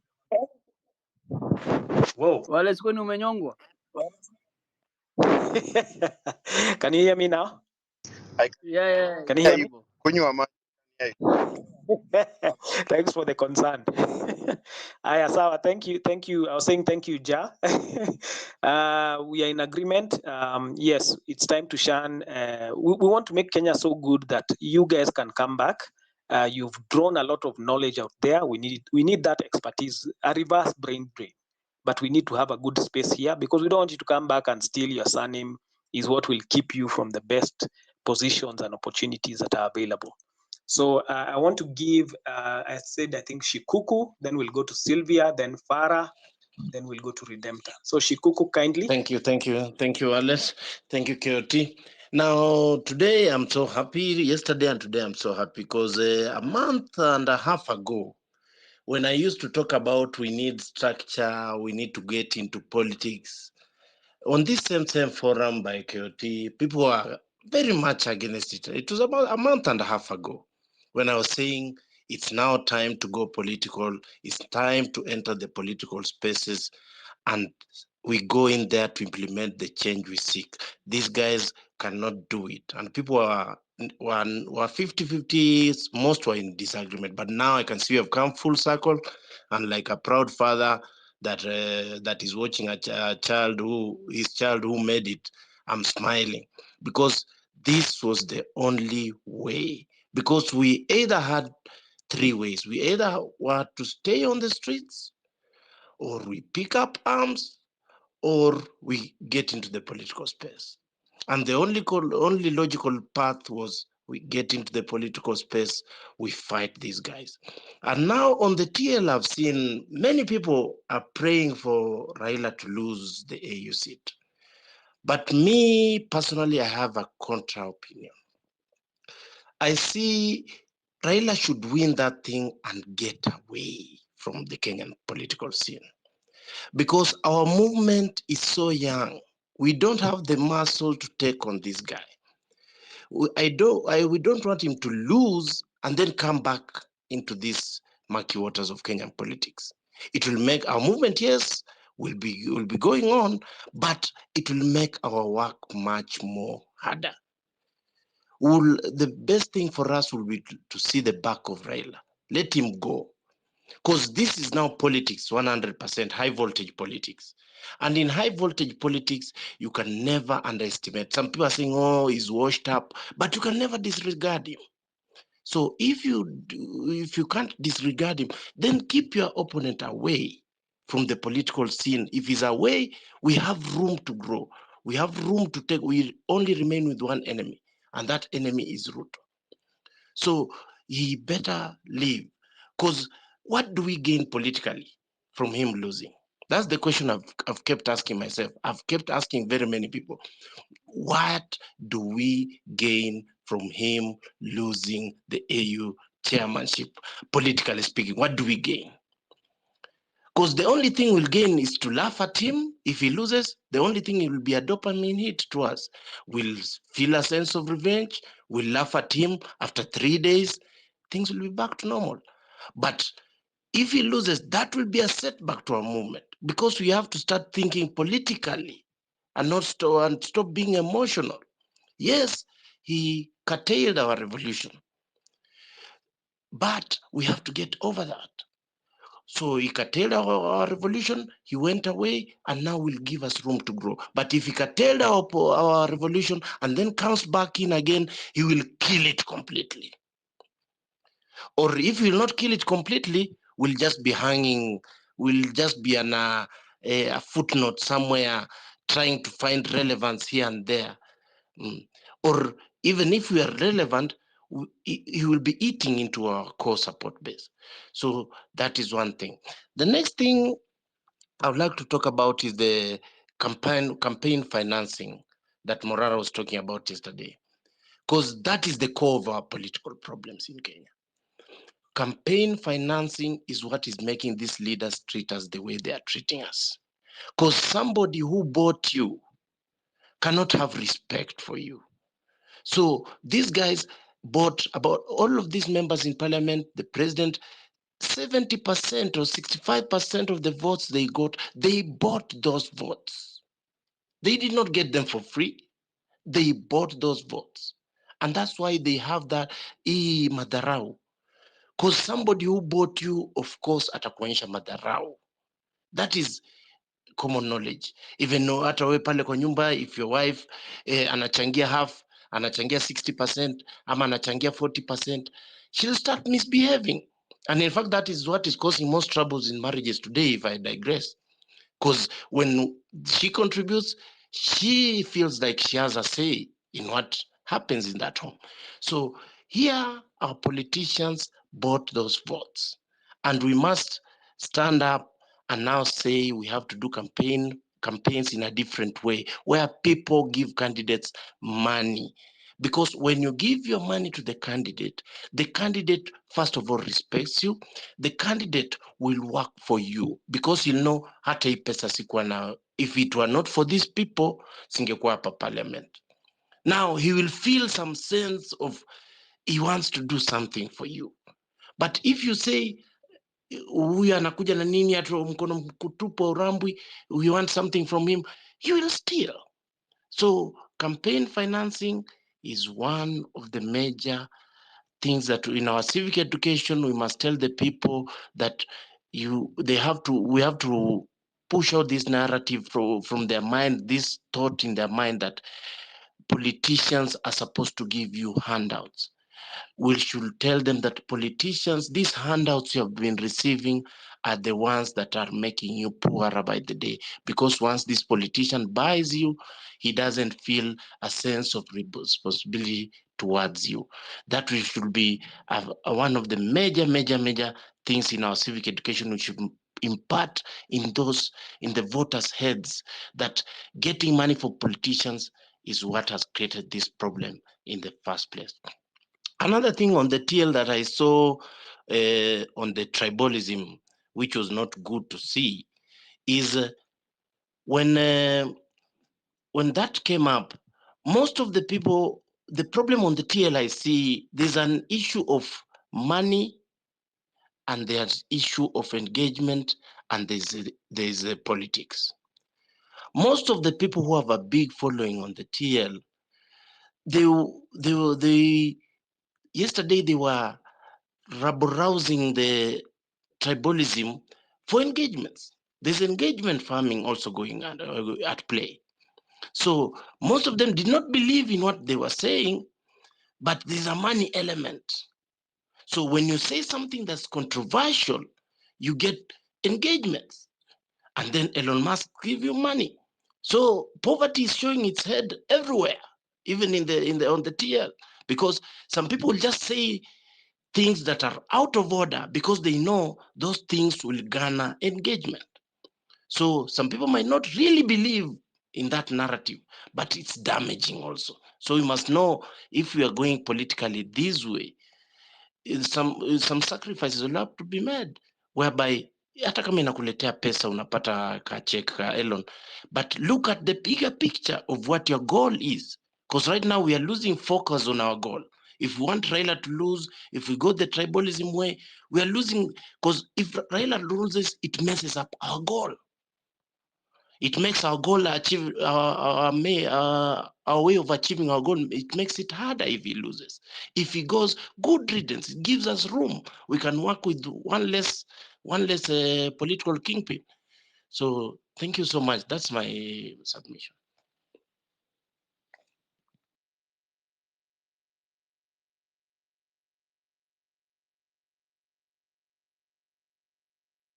Wanyama.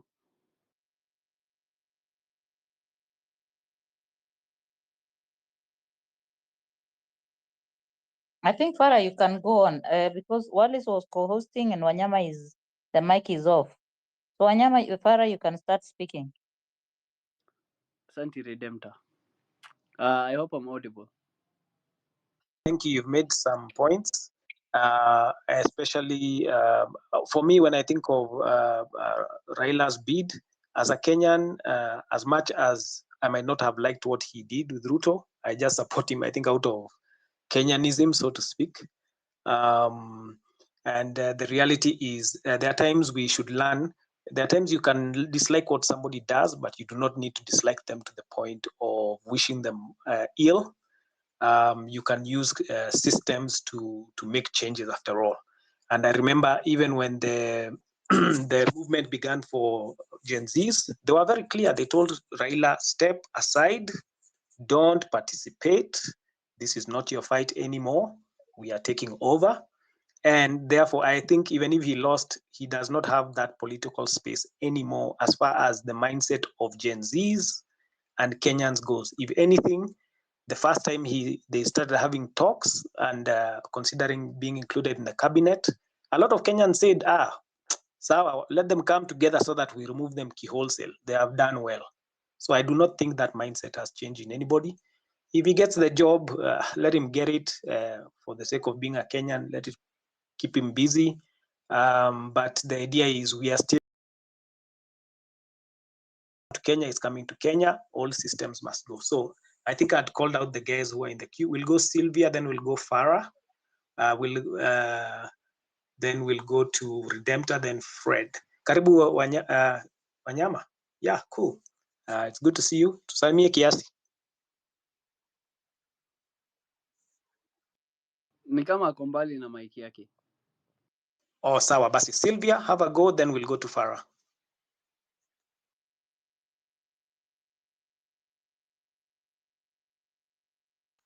Sylvia? Okay, Sylvia, while you're organizing yourself, Farah, go ahead. Am I audible? I think Sylvia, I may unmute. Okay. Ladies first, ladies first. Thank you, Farah, you're a gentleman. Sylvia, ongea kama uko tayari.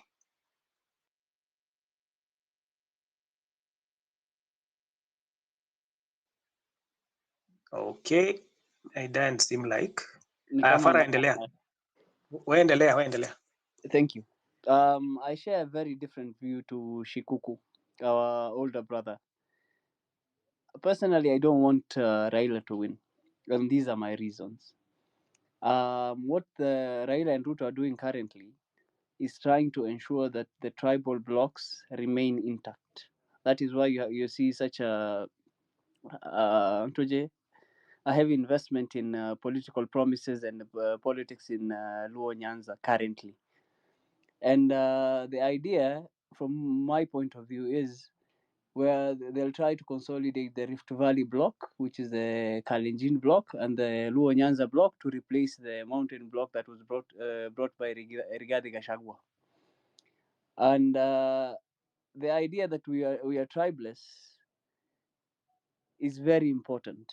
yes, we are tribalists when it comes to matters of national importance. But not all of us are online here, and not all of us identify as tribalists. And Raila and this marriage is only dependent on Raila winning the AUC seat. If Raila doesn't win, he will most probably come back and cause disruption within the government, whereby the Luo Nyanza block, and then honestly we can be tribeless. But as it is of now, we still have very very tribal blocks that are still very much intact, and that's what their game is. The people of Kondele and the people of Kisumu, it's not that they like Ruto, but we are so used to having our person represent us as a whole. So when their people are in government, nothing much has changed. They feel as though they are in government. So as much as we're talking about civic education and all of these things, we have to understand that there's a lot of euphoria when it comes to matters politics and campaigns. In marketing, there's a 10-80-10 rule, whereby the first 10% is the influencers. If the influencers pick up on something and they make it go viral, then 80%, which is the majority of people, will follow. Then there's a 10% ambayo inakuwaga nyuma tu huko, they, for lack of a better word, ni watu antirada. Currently, what you're seeing online is the government trying to ensure that they have control of the 10% that are influencers, that can influence the 80%. That is why you can see the campaign against Morara, you can see the campaign against Masi Tarus, because a majority of people are followers. The 80% are followers. As long as we can come up with a narrative and be visible enough and show people that we have the majority of the 10% that leads the people, that influences the public opinion, then the the matter can be a lot easier. But it cannot be won on here online. That is a promise. This is not a battle that we will win online. This online front is very important, but lazima tujitolee kwa ground pia. What Morara is doing, you see, Morara has so many graduates from his school already. But we need people in different spaces pushing each, and whether constitutionally or otherwise. We need people making up numbers on the ground as well. Currently, any meeting, any organization you go to, is they want the Gen Z voice. And the only way we can have Gen Z voices that are of influence is if we keep showing up. But you're online, you have a great following, you have a lot of influence online, but kwa ground house kiki, wala you're not being felt. There's it doesn't add up. Unaelewa, because we will not vote online here, and the people outside there are a lot more than we are, honestly speaking. You're on point. The only way we can change people's opinion is going out there honestly. I really love what some people are doing. I know KOT has amejaribu, he's been trying to be on the ground as well. I see him, Kenya Daima is here as well. He'll speak for himself, but I love what he's doing. Redemptor as well, may God bless you. But Majama, Morara is going after failed infrastructural projects and development projects. We need people taking up everything. We are the official opposition in government. We do not have anybody else other than, nobody's coming to save us. Tunaongojea Yesu peke yake arudi. The rest ni story ya jaba, honestly. So it is wewe ujitole. You know you have access to somebody, to an office. I know I have access to the religious spaces, and I am pushing there. You know you have an access to an office that you can open for other people. Open it and ensure that we are getting. And as I said something in the morning, that we have to be people of integrity ourselves, because we cannot hold people accountable and try to call them out while tofauti yetu na wao ni position. Tukibadilishwa hivi, we become the oppressor. It doesn't work that way. Baina yetu hapa, we must hold each other accountable. and you must be people of integrity, because you cannot tell me to change nibadilishe kusafisha kwangu na dasta nilete mop. Still the same bullshit. So we need as many people going after the legislature and the political offices, but we need people of integrity. We need people of integrity. Si lazima wakuwe Gen Z, si lazima wakuwe beste yako, si lazima mkuwe mnajuana, but we need people who will put the collective in front, ahead of themselves. People who see beyond their noses and think beyond their stomachs. So Wallace, KOT, Wanyama, thank you guys. Those are my sentiments. Thank you very much, Farah.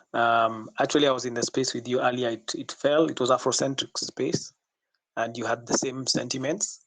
We have to hold ourselves to a higher standard. Integrity is not a joke. I think I tried even to look for you after that because I was interested in, you said there's a faith sort of conference next week where you're going to hold religious leaders accountable for what has been happening. I was keen on that. I think by the way, guys, let's remember to follow each other, whoever you see speaking. But you have made very good points that we must have a higher level of integrity. People must go on the ground. KOT was on the ground, as you're saying. Guys are going on the ground, and we have made that call. We've said the change Kenya needs, every one of us must participate. We are the first civic education agents on the ground. So people take that responsibility personally and corporately. So we are using these spaces. We'll be using these spaces as also equipping stations. People are equipped here so that they can pass it down to their families, pass it to their friends, etc., etc. And that is why also we have been creating groups so that when we create documents, we post them there. If we create videos, what's to stop KOT from making a small clip that we can be passing to people via our WhatsApp, and they teach something on civic education? The idea is, let's harmonize that message. Let's make sure, what do we want to teach people? We want one clip maybe on our rights to free education. Maybe, yes. I see Shakira and Kenya Daima here. They're better placed to speak about the Interreligious Council of Kenya and what good. we've been doing with them. So maybe I'll drop mic and I'll go to the listeners. But I hope Shakira and Kenya will talk about it. Wako na mic, niko karibu kuwapea. I'm just going in order, but thank you very much. I think next we can go to Sylvia. Are you back? We tried to give you the mic. You are not able to pick. Sylvia?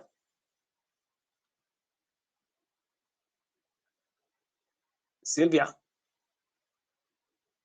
Oh, okay.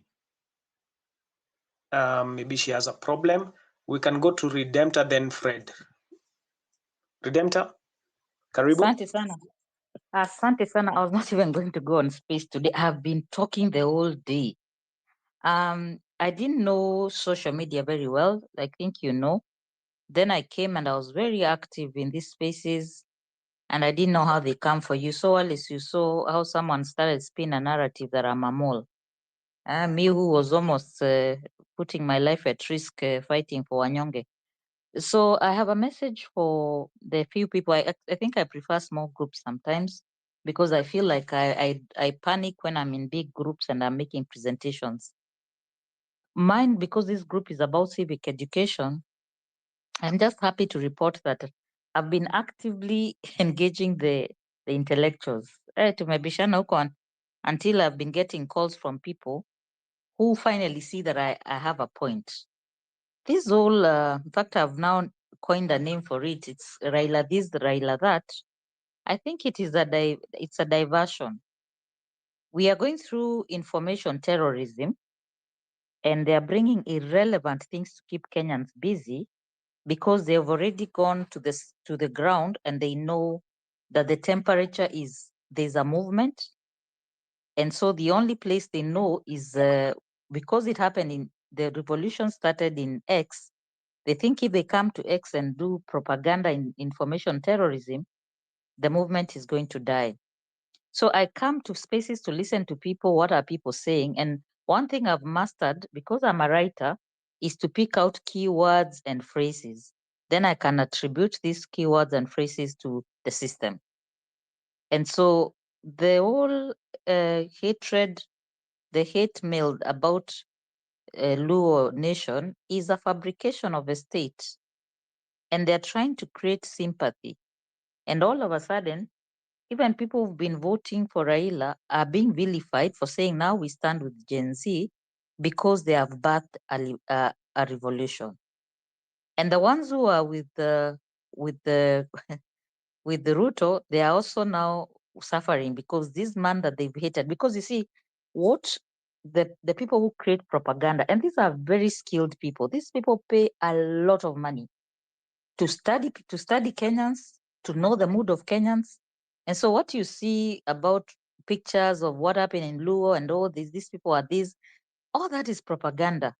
And so for a few weeks, there's nothing else people are going to do but argue about what happened in Luo Nyanza. Because you see, for the longest time, the campaign trail, because it's been a campaign trail, had lost following. So because the young people came and started preaching about tribeless, and then the older generation went back to the cocoons. And our cocoons usually are WhatsApp groups where people argue for days. And these are big people. And one of the fallacies, and this is not even my words, these are words of someone who called me today. The biggest fallacy that was created by the Gen Z movement was that the other generations have never done anything for this country. And so that already created a divide. And so that narrative was kept in X spaces. And the X spaces were full of those keywords. Our parents, our parents, our parents, our parents, our parents. And they kept saying it until the parent became the enemy for liberation. While these same parents are the ones who've been sharing their frustrations with the young people, telling them when I left school, I used to get a job. So now that was a hate between the generation. Your parent is the enemy.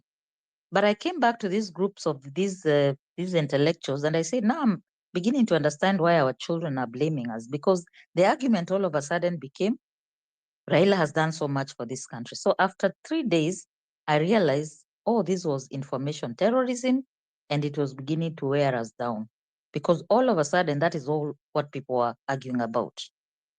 And so there were people who are mourning more than the bereaved. And the same people who have been bought because they've been bought started saying, this is the first time Alu has become a minister. And I'm like, are you living under a rock? These people have been very powerful ministers for years and years. So that was my first comment, to just make people realize that if you see them attacking you, then there's something that they have seen you're doing. My motivation, I'll keep saying, for coming up, I've been a writer, I'm a media practitioner, and I'm a human rights defender, but I never used to say those words because I used to fear if I say those words, I can be arrested. So I've been working quietly. So when I come and I start speaking every day, I'm shouting every time I'm saying, let's change Kenya, and someone starts propaganda that I'm a mole, it almost works because I'm not familiar with these tactics. So on that note, the civic education, there's a lady who, Esther has talked about the civic education in our village, and it's an uphill task because a lot of people who are MCAs there are in UDA. I'll encourage her. If there's anybody who is easy to do civic education with, and I'm not being tribal here, it is the Kamba people. It's very easy to have a conversation with a Kamba, and they will release songs. In fact, you need to motivate them to start writing songs.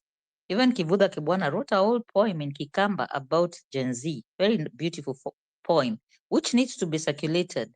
That is the easiest group to go to, because once you make them loyal to the idea that tutafukuza njaa, you just make them loyal to njaa tuna experience. Can you imagine if you go to the field and just talk about Ndengu to a Kamba who depends on Ndengu for a livelihood? Right now, this is going to happen to you. Just the capture of the things that make us human, our dignity of being to provide for ourselves. So Esther, I wish you good luck. I know you're going to do a good job in Sombe, in that area. You need to hook up with Mkenya from Sikuru, very passionate young man. Kudos to you for what you've done consistently since the movement started. The other thing I would want to say is I have noticed the Morara's videos are released after he's done the work. KOT, I saw you on the train.